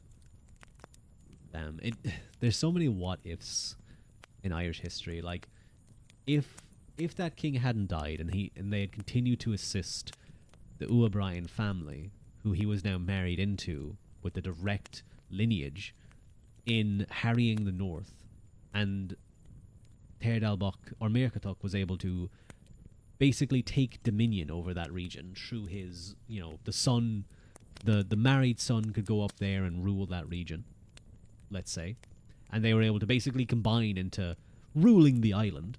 You could have had a proper united Ireland in some ways. I'm sure the two brothers probably would have eventually, or the two relations of the O'Brien family would have eventually came to blows, but maybe something could have came to that. Who knows? Involvement in southern Britain somehow seems more likely. When we read that Mercatoc's Brian Diarmid brought the Waterford fleet across St. George's Channel to help secure Riaz ab Tedwyr in the kingdom of Deheubarth, it seems entirely credible. When we read that Riaz was driven into exile in Ireland some years later in 1088, but returned within the year and effected a restoration with Irish aid, it can be believed, as can the statement that when Riaz was killed in battle in 1093 by the Normans, then making heavy inroads into southern Wales, his young son Gruffydd was brought for safety to Ireland. Evidently the ruling line of Deheubarth had Irish allies, but to be told that this young boy Gruffydd ap Rhys ap Tedwyr remained in his Irish exile for the next 20 years, returning to Wales only as a grown man, and that he nevertheless was greeted with acclaim by his compatriots, and in due course managed to secure at least the substance of his ancestral Welsh patrimony. This seems like the stuff of legend, and yet it appears to be true, with all the implications it has, for instance, for cross-channel lines of communication, language use, cultural diversities, and Welsh attitudes to Irish and Ireland. Of course, the stories of Rhys's now elderly contemporary in Gwynedd, Gruffydd ap Cynan, was far from dissimilar, except that this latter Welsh king was actually born in Ireland, and apparently never set foot in his homeland until adulthood. Here too is food for thought. Hardly less credible, were it not amply corroborated, is Orderic Vitalis's well-known tale of Arnulf de Montgomery, Lord of Pembroke, one of the Normans who in the last decade of the 11th century had annexed so much of South Wales. When Henry I ascended the throne of England in 1100, Arnulf's family were to the fore in rebelling, but when that rebellion began to falter, there was nothing for it but to look west and to make contact with the greatest of the Irish, Mercatoc O'Brien. These contacts led to another of Mercatoc's daughters being given in marriage, this time to Arnulf de Montgomery, who obtained with her substantial naval assistance against King Henry, but it was of little avail. Orderic Vitalis had Arnulf forced to flee to Ireland, sending Norman troops into battle against his father-in-law's enemies, and beating a hasty retreat when his treacherous hosts turned against him. This piece of anti-Irish bias does not stand up to scrutiny. That much is clear from the fact that Mercatoc later sent a letter of thanks to Anselm of Canterbury for his intercession with King Henry on his son-in-law's behalf.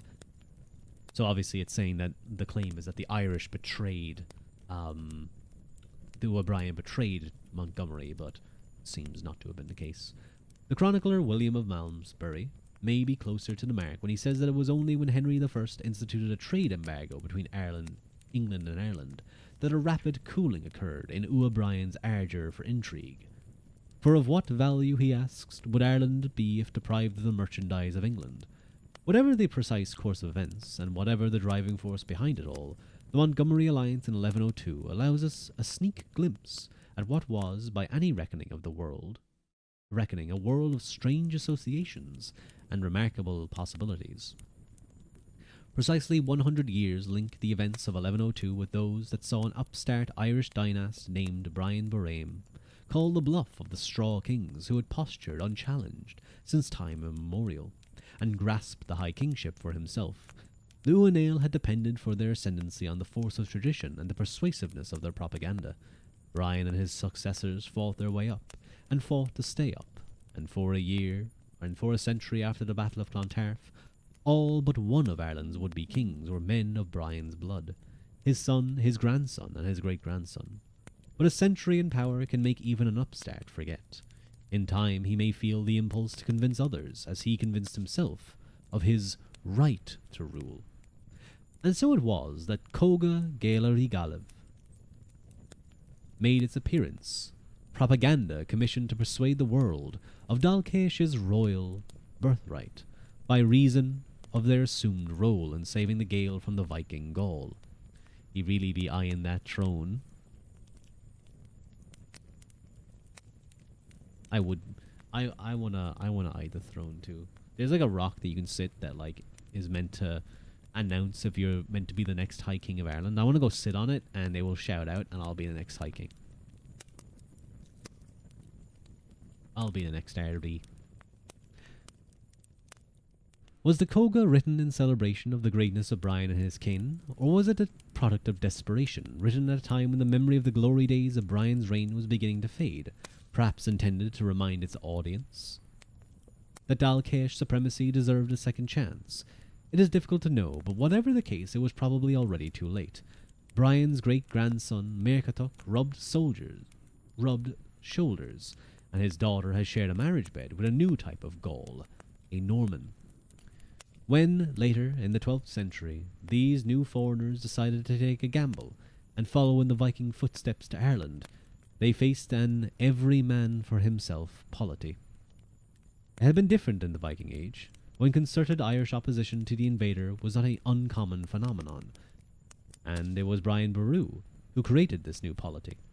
The notion of power he bequeathed to his heirs was one that provided, virtually without exception, only for a King of Ireland with opposition.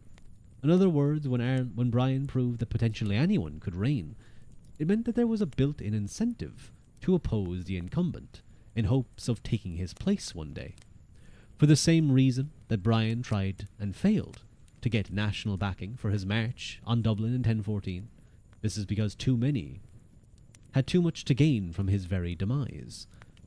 So after 1169, the incumbent High King Ruadh Uachrahuar rapidly found out that there was no possibility of a concerted Irish resistance to the likes of Strongbow. And that was an inevitable consequence of the free-for-all that Brian had helped create. Getting sleepy and gonna put you on audio only at 12:30. I hope you have a nice sleep, Dixie, and I hope you have a good lurk. So he's talking about there is Strongbow was the first Norman adventurer into Ireland to set up a presence in Ireland and basically pave the way for what was to become the English occupation in Ireland. It took them a long time. It took them a good amount of time to actually get dominion over Ireland, but that was the beginning. And it's very interesting here that the author is suggesting that because of Brian's actions, in a sense of destroying the tradition of the Uanale family having control over the High Kingship, time zone friend, good night. That because no one family were able to really become king without opposition, and really cement control over the island, that when the Normans invaded and arrived, there was no unified action against them, and allowed them to set up a permanent base in Dublin and later extend to the Pale, which, if you guys, the Pale was basically the region of control that England had for a number of years. And if you guys have ever heard the term beyond the pale, that something is beyond the pale, that's where that comes from. It comes from the concept that beyond the pale, beyond the English-controlled region of Ireland, or savages, was no civilization, or at least barbarians. That's where that comes from. But it's interesting that he ties this kind of political situation that Brian sort of helped create. The enduring reputation of Brian and Clontarf. That's kind of why I mentioned it's so interesting, the what if of that marriage between the Irish and the, I think it was the Swedish king, or Norway anyway. I'm going to take a quick sip of water, because I think I need it.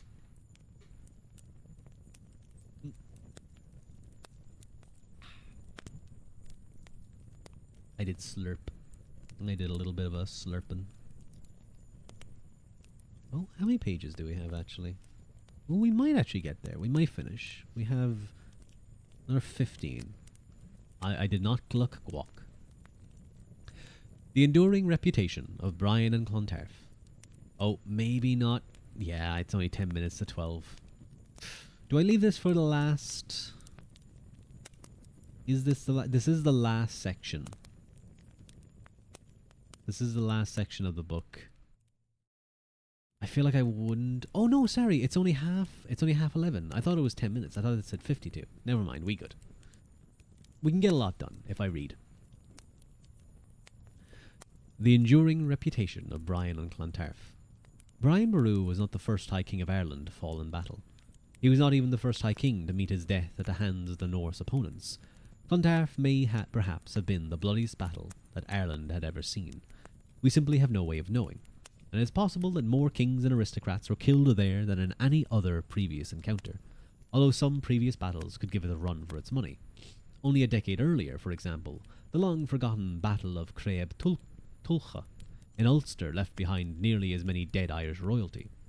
But it was the Battle of Clontarf that caught the imagination, and even if one believes, as some do, that its hold on the popular imagination is undeserved, and to some extent it is pointless trying to modify inherited memory.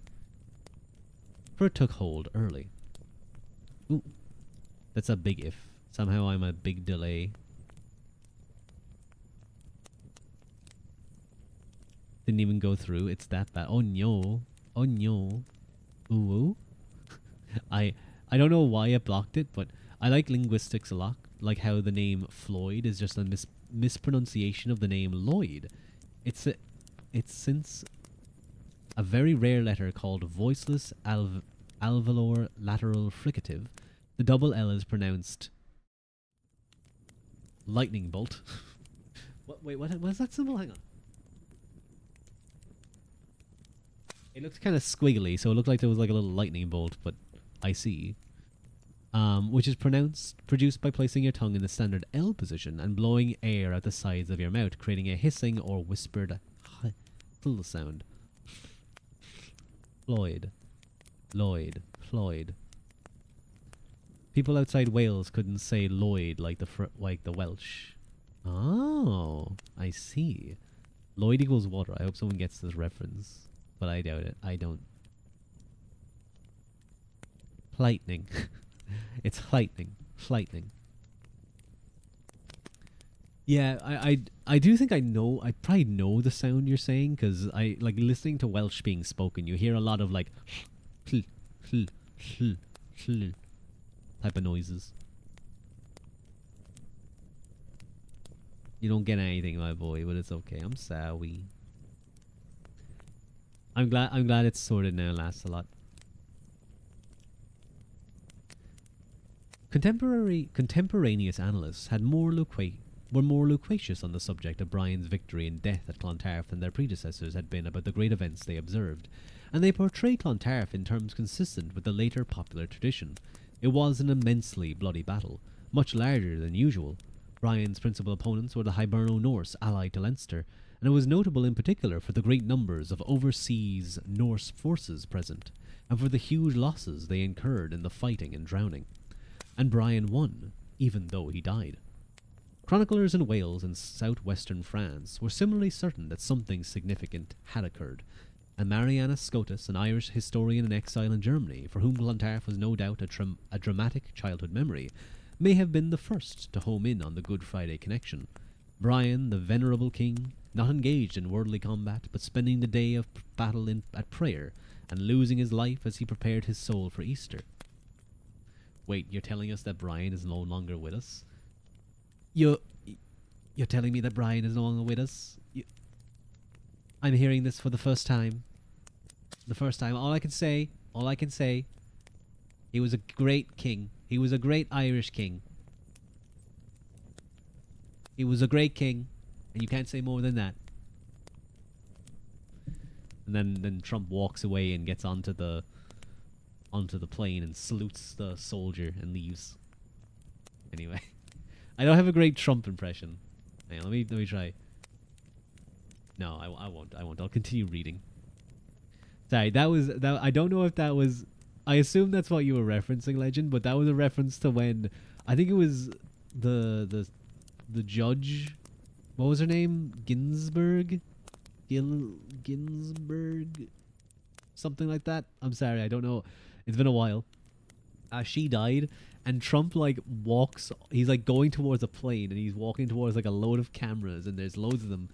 And he gets in close. Ruth Bader Ginsburg, that's it. And one of them tells him that she died. And he's like, "You're telling me that Ruth Bader Ginsburg died?" It wasn't, but you appreciate it. I'll explain it real quick. You're telling she's dead? And he sits back and thinks. And there's sad. I can't even remember what music was playing, but it was a very American music was playing in the background. And he was like, "She was a great woman. We may not have disagreed, but she was a great woman, and she will be missed." And then he stands up, and it's like a movie. It's like a scene out of a movie. I'll send it on later. He walks off. The music is playing. He salutes the two soldiers standing at the bottom of the steps into the plane, and then he goes up, and it's just it's framed like a movie. It's wild. It's one of those moments when you feel like it's like this weird. I can only describe it as a mimetic, as like a meme, mimetic energy of, wow, this is like history. This is like a historical moment. But it's so funny because Trump is clearly bullshitting. He clearly knew she was dead. Because, sorry, I forgot. The funniest line that he said was, "I'm hearing this for the first time. I didn't know. I'm hearing this for the first time." Oh, dude, it's so funny. I'll send it on in the Discord later.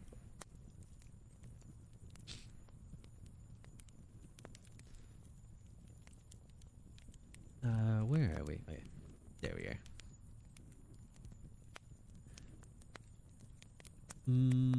The celebrated epic that tracks the story of Brian and his dynasty's rise to greatness, Coga Gael Rigalav, can hardly have been written much later and springs from a very different milieu, and yet has a similar tale to tell.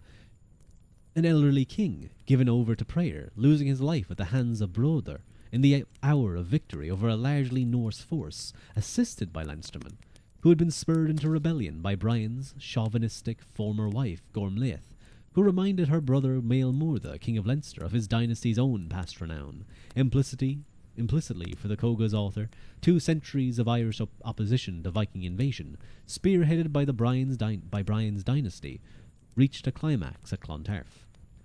That picture was imprinted too, with remarkable correspondences on the minds of those 13th century Icelandic writers who compiled their sagas from folk memories and earlier accounts.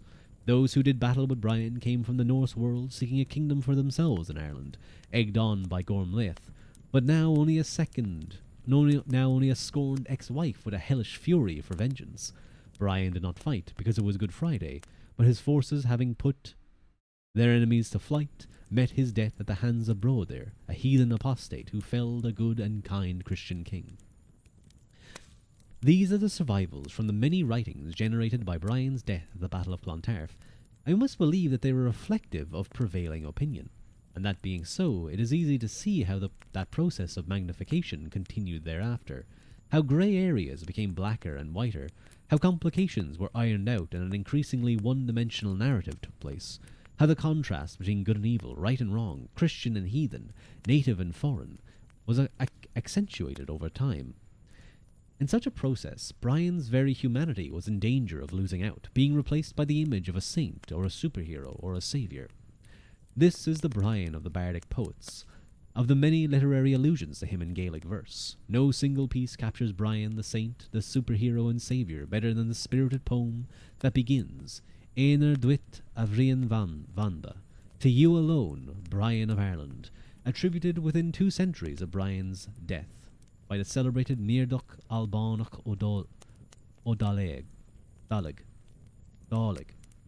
possibly written, it has all the ingredients of the lore of Brian that are sometimes assumed to be a product of modern nationalist mythologizing. Brian's superhero status is established in the poem's opening Caedrim, battle career, which lists all his great victories from his youth when he was assisting his brother Matgamon in his own confrontations as king, in 977 against the Limerick Norse on Inish Carthag, and then at Caharcuan against the Uachherbra and their Limerick Norse allies. In 978, the Battle of Bailach Leachta fought against his bitter enemies, the Onach the Rathlind, a successful rebuff of Mael Shocknail when the latter attacked Mag Éidir in 982, Brian's acquisition of the hostages of Leinster and Osraig in 983, the banishment of the King of Déisi Mumon in 985, his victory over the Dubliners at Glen Mama in 999, and the destruction of Dublin thereafter, and his winning of hostages of Connacht and Meath in 1002. Afterwards, quote, the peace of all Ireland was established by Brian, Boru, Siath Erun Illa Illa, the Rinna Borain Boraim, called here by his famous sobriquet, so that a woman walked from coast to coast without hindrance, and it all culminated in the Battle of Clontarf Ermar Var Beg Neilta, Clontarf on the plain of Mag Éilte. There follows a long litany of Viking depredations in Ireland. A Viking fleet was on Ivory Loch. They had a long fort or ship camp at every dune or fort. Churches everywhere were destroyed, Armagh going without mass for 7 years until Brian came along. Ireland's kings and princes were killed and his women and children enslaved. A Norse soldier billeted on each house, who took even the milk from its cows and levied a tax on an ounce of gold per person on every household. All this is copied from the Coga, or a very similar text, and it tells us nothing new. But the poet now begins to get to his point. It was Brian, he tells us, who put an end to all this. All the Danar, the first time this word meaning Danes is used in the poem, who engaged in these extortionate practices who were felled by Brian. He relieved Ireland's church sanctuaries and instead established a school in every church. There were 2 pairs of men who excelled in coming to Ireland's aid. The first 2 were the legendary Lug Lumfatha and Fionn MacCool. The second pair were St. Patrick and Brian Boru. This is an extraordinary association to make, as much as to say that Brian had done for Ireland rivaled the contribution of its very patron saint. The reason is his conviction that Brian was a kind of martyr, who had devoted his life to defending Ireland from the Gaul, who had been forced to abandon Ireland for fear of him. The Donair had come to Ireland, to Dublin, to slaughter the youths of the Irish, but Brian, the protector of Ireland, had mustered the men of Ireland against them. In the battle that ensued, the nobles of the Irish fell, but they killed the royalty of the Gaul, who had come from the islands of Loch Lomond. Brian's son Merchud killed 106 before he himself was supposedly was slain, and Brian was killed by Broder in the sidelines of the battle, believing in Christ, quote, without sin, sweetly singing his psalter. Remarkably, the poet adds, on Good Friday Brian was killed, defending the hosted Irish, as Christ without sin was killed, defending the children of Adam. So as Jesus gave his life to save humankind, the Brian sacrificed his to save his countrymen. When earlier the poet had seen Brian as something of a new patron saint to rival Patrick, he excels himself in equating Brian's death at Clontarf with that at Christ on Calvary. The consequence of Brian's act was that for a space of 150 years, the foreigners did not inhabit Ireland from then onwards until today. Until the Earl came today. The Earl in question is Richard Fitzgilbert de Clare, better known as Strongbow, and evidently the poet believed that the freedom Brian had secured for Ireland at Clontarf had been lost again on the arrival of a new kind of Gaul, the Anglo-Normans in the late 1160s. From then on, he tells us, there comes a fleet of Gaul every year until they captured Ireland at the peaks. They have possession of the country completely. The poem's pleading message is kept for the last quatrain. When will there come the like of Brian, south or north, east or west, who will protect the Irish against evil, as he alone protected? Cuan Tuafcus, Howall Brian, Theas na Huig, Tor na Hair, Nach Forus, Goidil Guiv, Mar the Hor Shun, and Naner. This, then, is what Brian had become. He is a man who selflessly saved the Irish from foreign opposition, and now that oppressors had returned to Ireland, needed the like of Brian, to rise up and, if necessary, similarly sacrifice his life for the sake of his fellow Irish. It must be said that the task of depicting Brian as champion of the Gael was complicated by the fact that he had secured the high kingship by ousting his predecessor, Mael Shocknail MacDonald, and therefore later writers felt the need to blacken Mael Shocknail's reputation. When Geoffrey Keating compiled his very influential Forus Feasa na Haireann, Compendium of Knowledge about Ireland, which he completed about the year 1634, he unashamedly asserted that because it was Brian MacCineda who was undergoing the labour and hardship of expelling the Lochlánaigh from Ireland, and that Mael Shocknail, who was the King of Ireland, gave himself up to luxury and comfort and ease, a line of action that was useless for the defence of Ireland at that juncture. Brian and the nobles who were with him resolved for these reasons to send envoys to Mael Shocknail, King of Ireland, to inform him that it was not right that anyone should hold the sovereignty of Ireland, but one who should devote his energies to banishing the foreigners from the country, and that, as it was Brian who was undergoing the labour of banishing them, it was by right that he should get the sovereignty of Ireland, for having relieved the country from the opposition of the foreigners. Let me quickly plug in the charger for my phone, because it's going to die.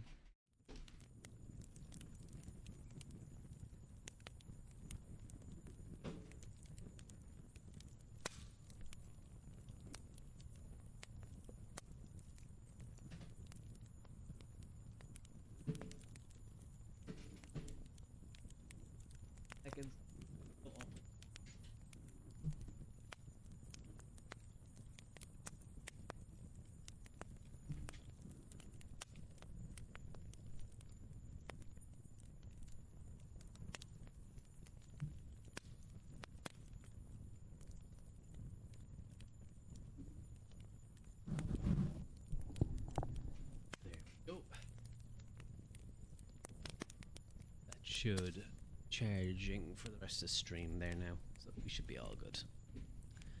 Keating then recounts quite faithfully from the Coga, or a very similar text, the story of Brian's negotiations with Mael Shocknail to secure his submission, the conclusion to which was that Brian sent envoys to Mael Shocknail asking him to send hostages to him to Lewin, and Mael Shocknail himself and gave his hostages and sureties.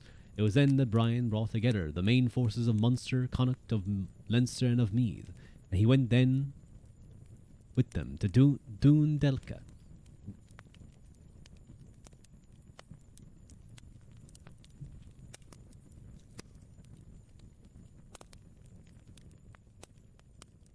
Excuse me, 2 seconds. I'm just going to move some stuff around. I'm going to have to be a teeny bit quieter. There we go. Where was I? I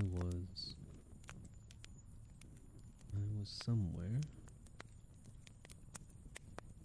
where he received the hostages and sureties of Lloyd, and it was in this way that Brian Boru obtained the kingdom of Ireland by the strength and bravery of his feats of valour and championship, driving the foreigners in the Danar out of the country, and not by treachery as others assert.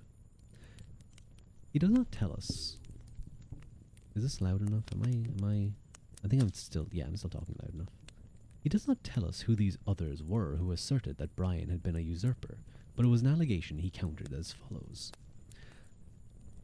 For it was not the custom in Ireland that the son should succeed the father in the sovereignty of Ireland, as is plain from the history up to this point, but the sovereignty of Ireland was given to him who was the most powerful in action and exploit, and since Brian was the most powerful in action of the Irish in his own time, the majority of the nobles of Ireland chose him to be the sovereign of the country.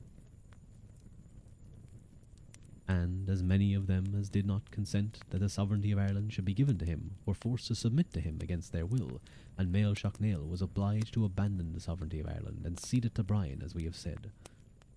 Or if he should be called a usurper for supplanting Mael Shocknail in the sovereignty of the country, having been chosen by the majority of the Irish nobles, let the reader judge whether it was more just to call him a usurper than to call the majority of the kings of Ireland, who sprang from the children of Mael, usurpers.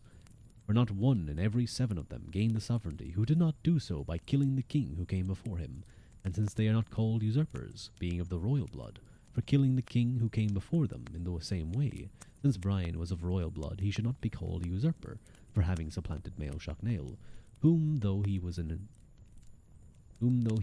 his power he did not kill, as other kings killed those who came before them in the sovereignty of Ireland, as we have said. The writing back then in 1600s were very awkward. Keating works very hard to exculpate Brian, culminating in the accusation that although Mael Shocknail mustered to join Brian in the preparations for Clontarf, he did not participate in the battle because he did not wish to help them, having made a secret deal with the Dubliners. It is a suggestion borrowed from the Coga, which, because of the pervasive influence of Keating's much more widely read work, especially after it began appearing in print in English translation from the early 18th century, has been very compelling in casting aspirations on Mael Shocknail's reputation. In other ways, too, we see the effects of the wide dissemination of Keating's work, the 1723 English translation of which had as its frontispiece of all the many characters from Irish history and mythology sympathetically portrayed in its pages, a ludicrously armour-clad Brian Boru, a point made in passing by the author of the Coga, having been paraphrased in Keating's Foras Faesa, remained emblazoned on the popular mind, so that Brian the warrior king became Brian, patron of the arts. Quote, in the first place, he restored and built churches, and gave every cleric his own temple according to his rank and his right to it. He built and set in orders public schools for the teaching of letters and the sciences in general, and he also gave the price of books and expenses to each one who could not defray the cost, the expenses, and who desired to devote himself to learning. And Keating is the source of the oft-repeated notion that Brian invented Irish surnames. It was Brian, too, who gave the men of Ireland distinct surnames by which each separate sept of them is distinguished from the rest. It is not true, of course, although one can understand how the idea caught hold. Brian lived through the age when the modern Irish Mac and Ua, or later O, surnames were indeed beginning to take shape. It was a precocious development, and it is not entirely clear why it happened when it did.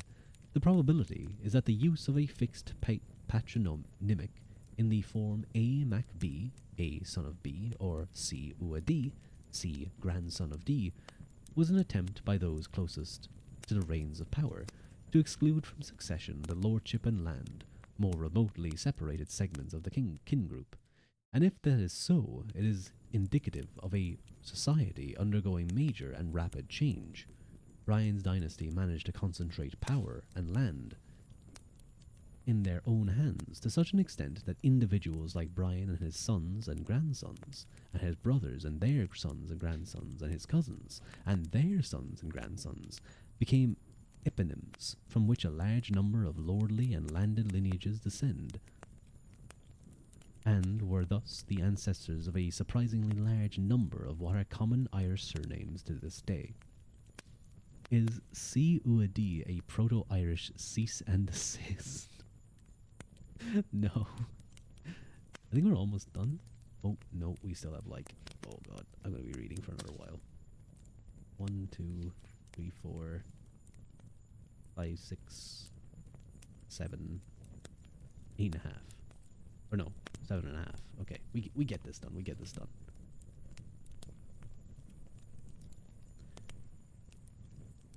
This fed into the theory that Brian invented the whole system in no less a scholar than Eugene O'Curry in an influential book published in 1861.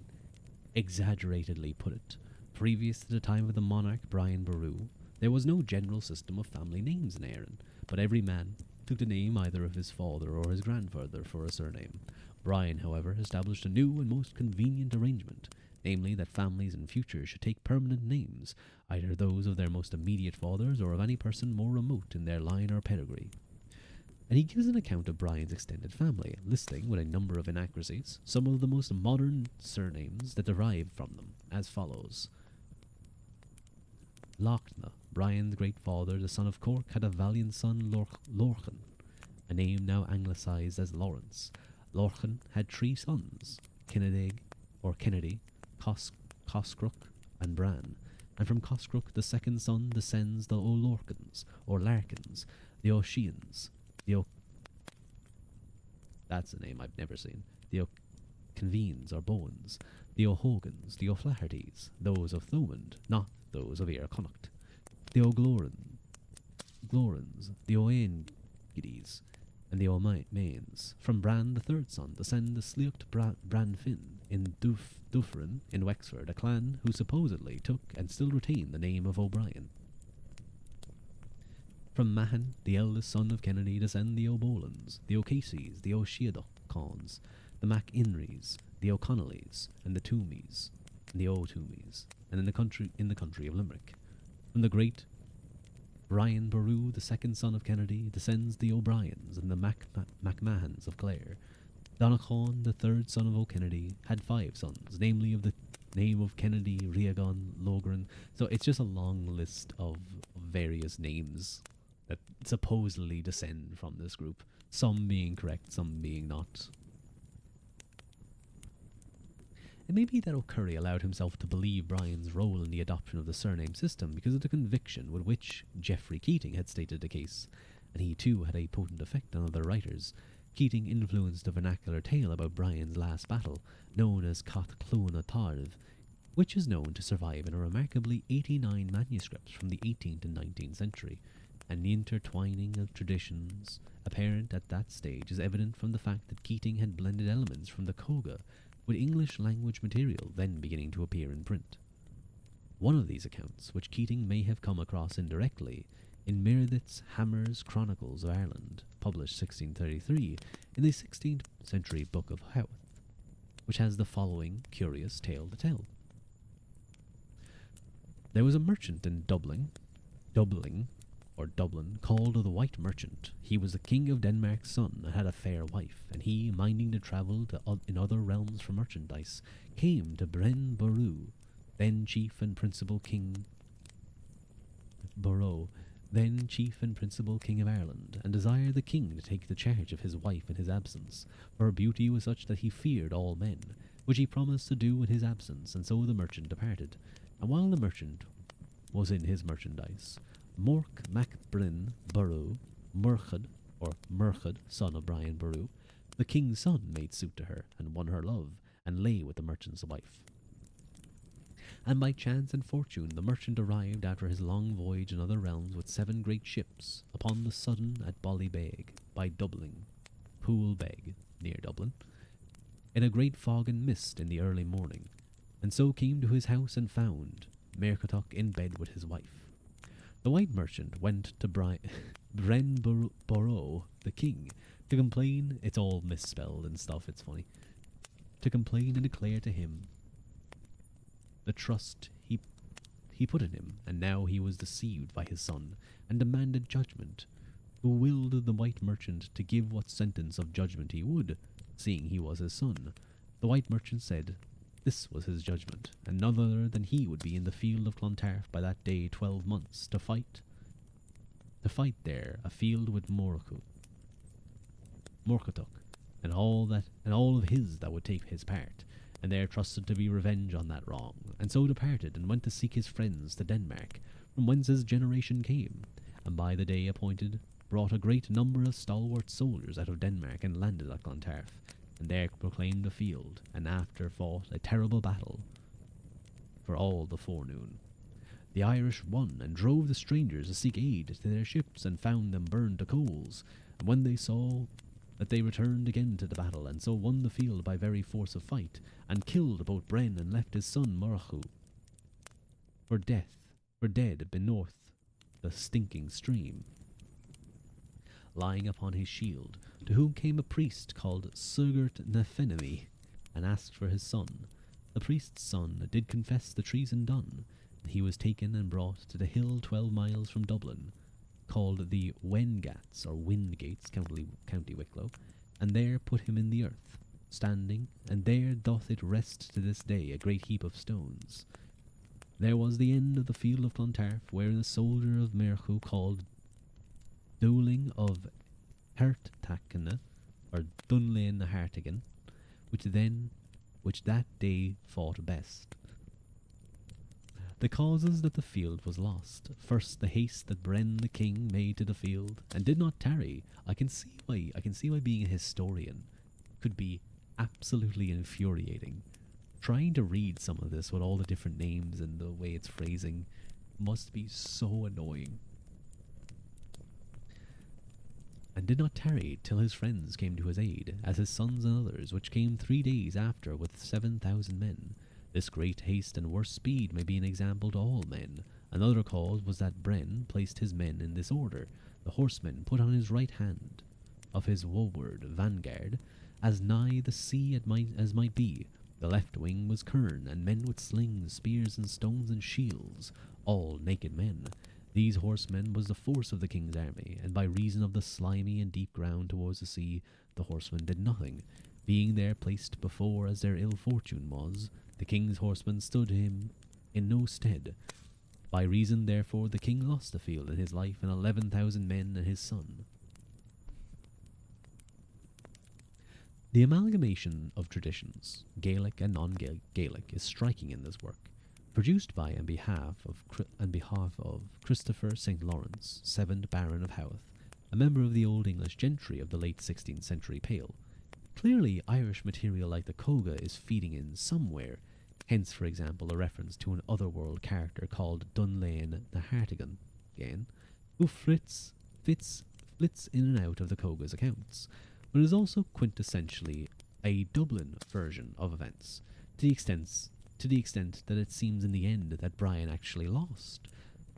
This same tradition of a Dublin victory against the Irish occurs in another contemporary work, this time by the Dubliner Richard Stanihurst, and remember at this time Dublin is ruled by the English, in his Description of Ireland 1577, who has it that it was the Danes of Oxman town, discomfited at Clontarf in a skirmish diverse of the Irish. The names of the Irish captains slayed: Brian Boru, Meg MacBrien, Tig O'Kelly, Dolan Arhigan, Gael Baramede. These were Irish Pontonites, and before their discomfiture they ruled the rest. They were interred at Kilmainham, over against the great Coss. He too, therefore, imagines this Dunlain as one of the Irish captains killed alongside Brian, Mircud MacBrien, and Tig O'Kellig of Uamain, and his unidentified Gilla Baramede is presumably also traceable to Irish tradition, while the belief that they were buried at Kilmainham must have come from Dublin.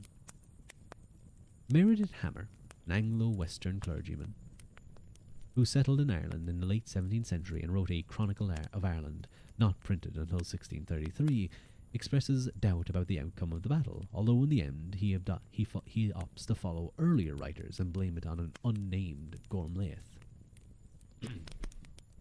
Excuse me. Oh my god, it's just loads of like references to these individuals, but we're on the last like 3.5 pages. We're getting there. Let me just check something real quick. Yeah, we good. No, there we go. Bernardus, commonly called Brian Boru, monarch of Ireland, and his son Mercatuk, with other kings of the land subject unto him, gathered great power, and met at Clontarf, nigh Dublin, and gave a sore battle unto Sitric, alias Sutric, the son of Aebloch, king of Dublin, and unto Maelmore, the king of Leinster. This Sitric, to withstand the monarch, has hired to his aid all manners of strangers he could get by sea or by land, as Danes, Norwegians, Scots, Britons, pirates, and sea rovers. The fight was desperate, the field all blood. A horse, they say, was sometimes up to his belly in blood. There were slain that day at the one side Brian the monarch and his son Mirchud, on the other side Maelmore, the king of Leinster, Roderick the arch-pirate and captain of the strangers, and others of both sides innumerable.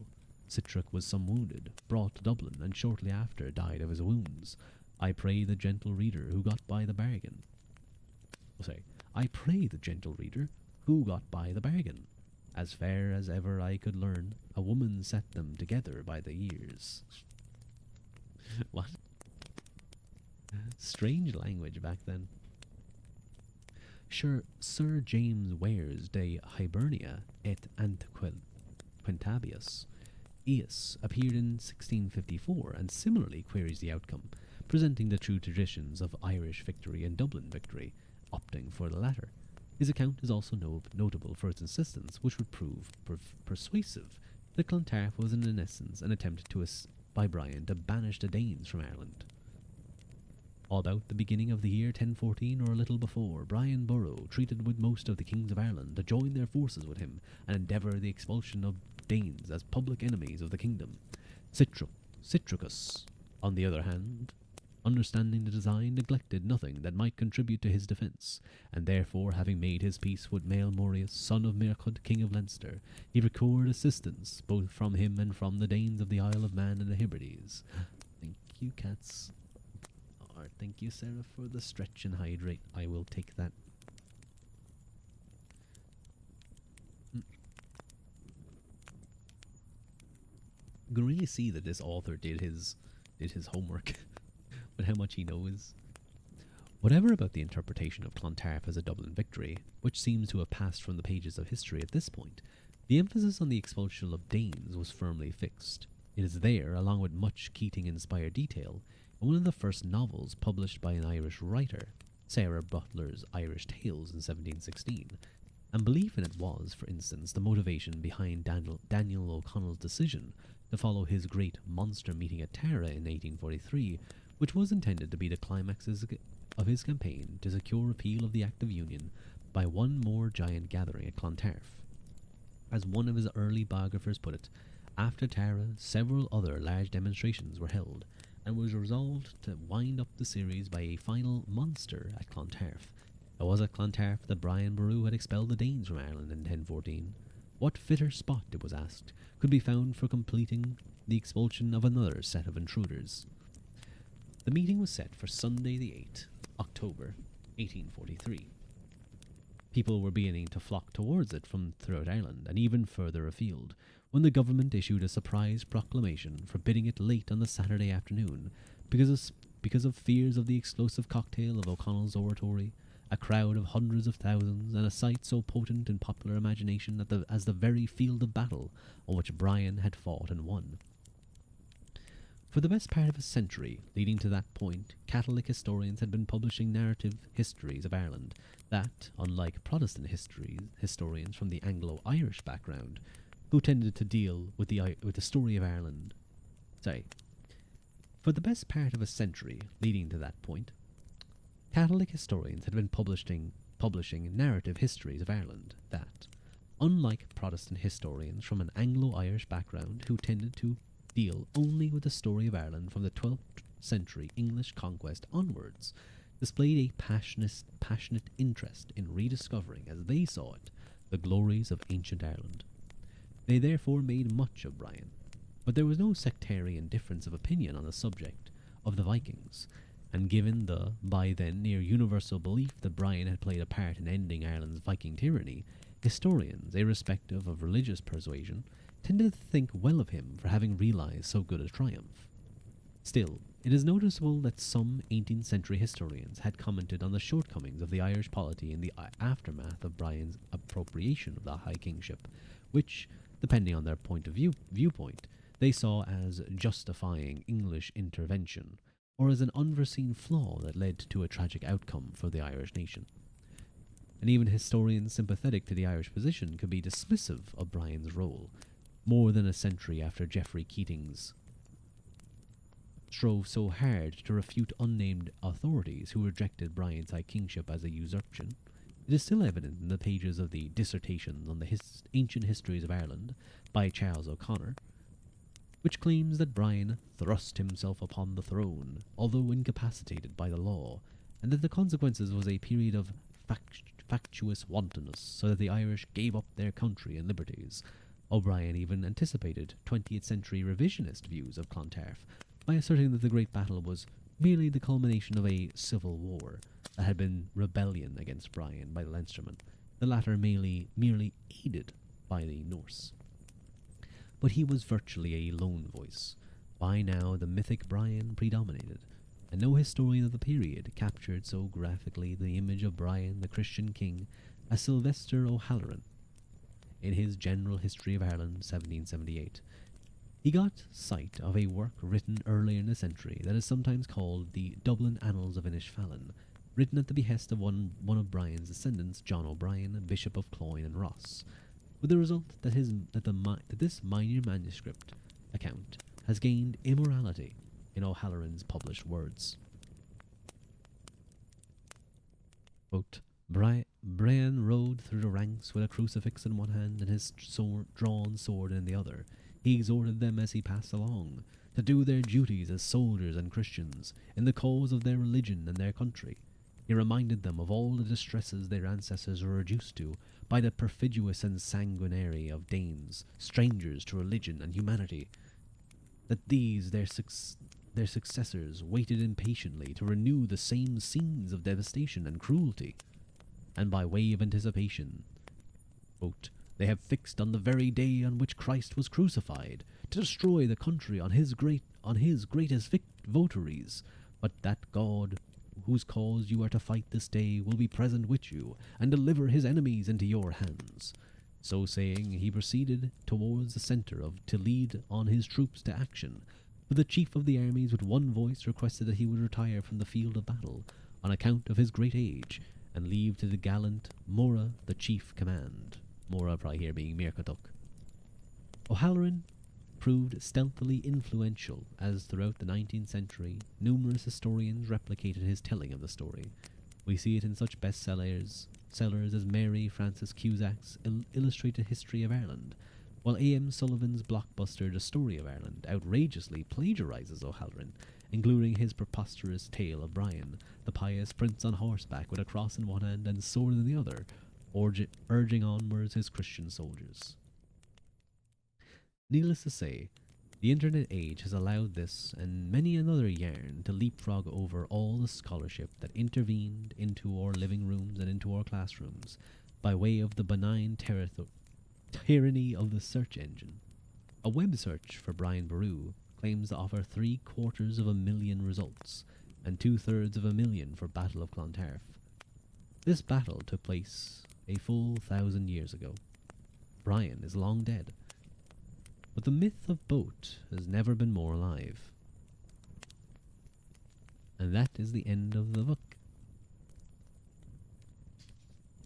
I think... Oh, hello Yebun, thank you for the first time chat. You just joined as we finished the book reading. Not just stream, but finished the reading of Brian Boru and the Battle of Clontarf. Very good book. I'm glad you enjoyed, Seraph. Let me see what that says real quick.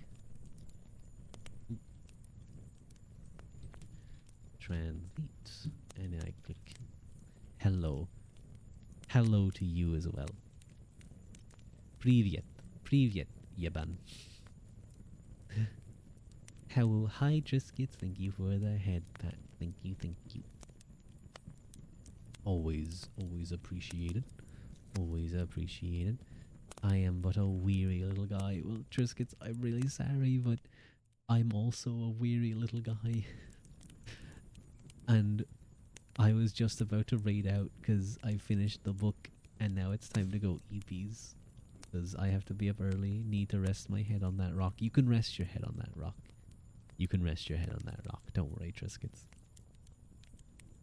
You can get a nice good eep. Let me just... I don't understand a thing. I can't say that part. Yeah, man, I'm sorry, I can't understand a thing. That's okay. That's okay. You don't have to understand anything. Wait, let me see if I can say this. That's okay. You don't have to understand anything. Just enjoy.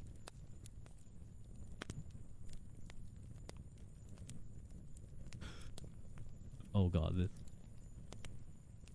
Yabam. No. Yebin. Is that Russian? It is Russian. Okay.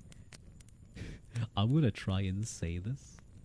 I'm saying that's okay. You don't have to understand anything. Just enjoy. Niczego strasznego tebe nie obязательно что либо понимать. Просто... Wait. Let me... Просто наслаждайся. How to cheat in your native language. I'm trying. I did do my best. I tried my best. Did it turn into a novella? Did what turn into a novella? Oh god, I can't move. There we go. Rush Irish. Rush Irish. I'm learning, but I can't read it. Oh, that's really cool, Pip. I hope you're doing well. I hope you do well on your learning. But unfortunately, it is 12 here, guys. So I do have to raid out. But I do want to say a big thank you to all of you for joining me today. And again, thank you to Spriggan for the raid. How to write in Russian, but I do have the keyboard. Oh, very cool. He's green. Hello, Lila. Hello. We're just woke up. Well, you just woke up to get raided. Huzzah. 6 more hours. I can't. I have to go to sleep. I have to go eepies. Is anyone I know doing ASMR that I can raid into?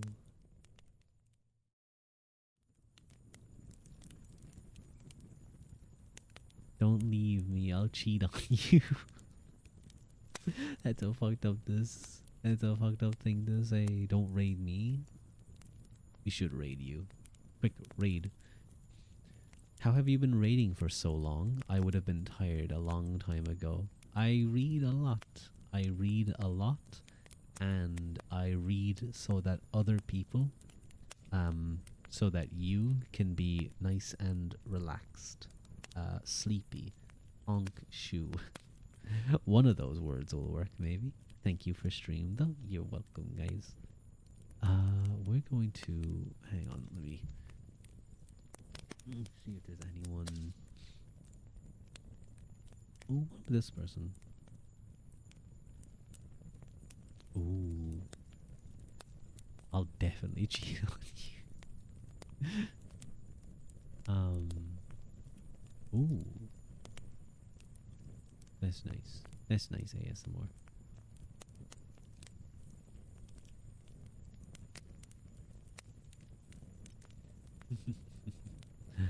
Thank you, Haru, for doing the thingies.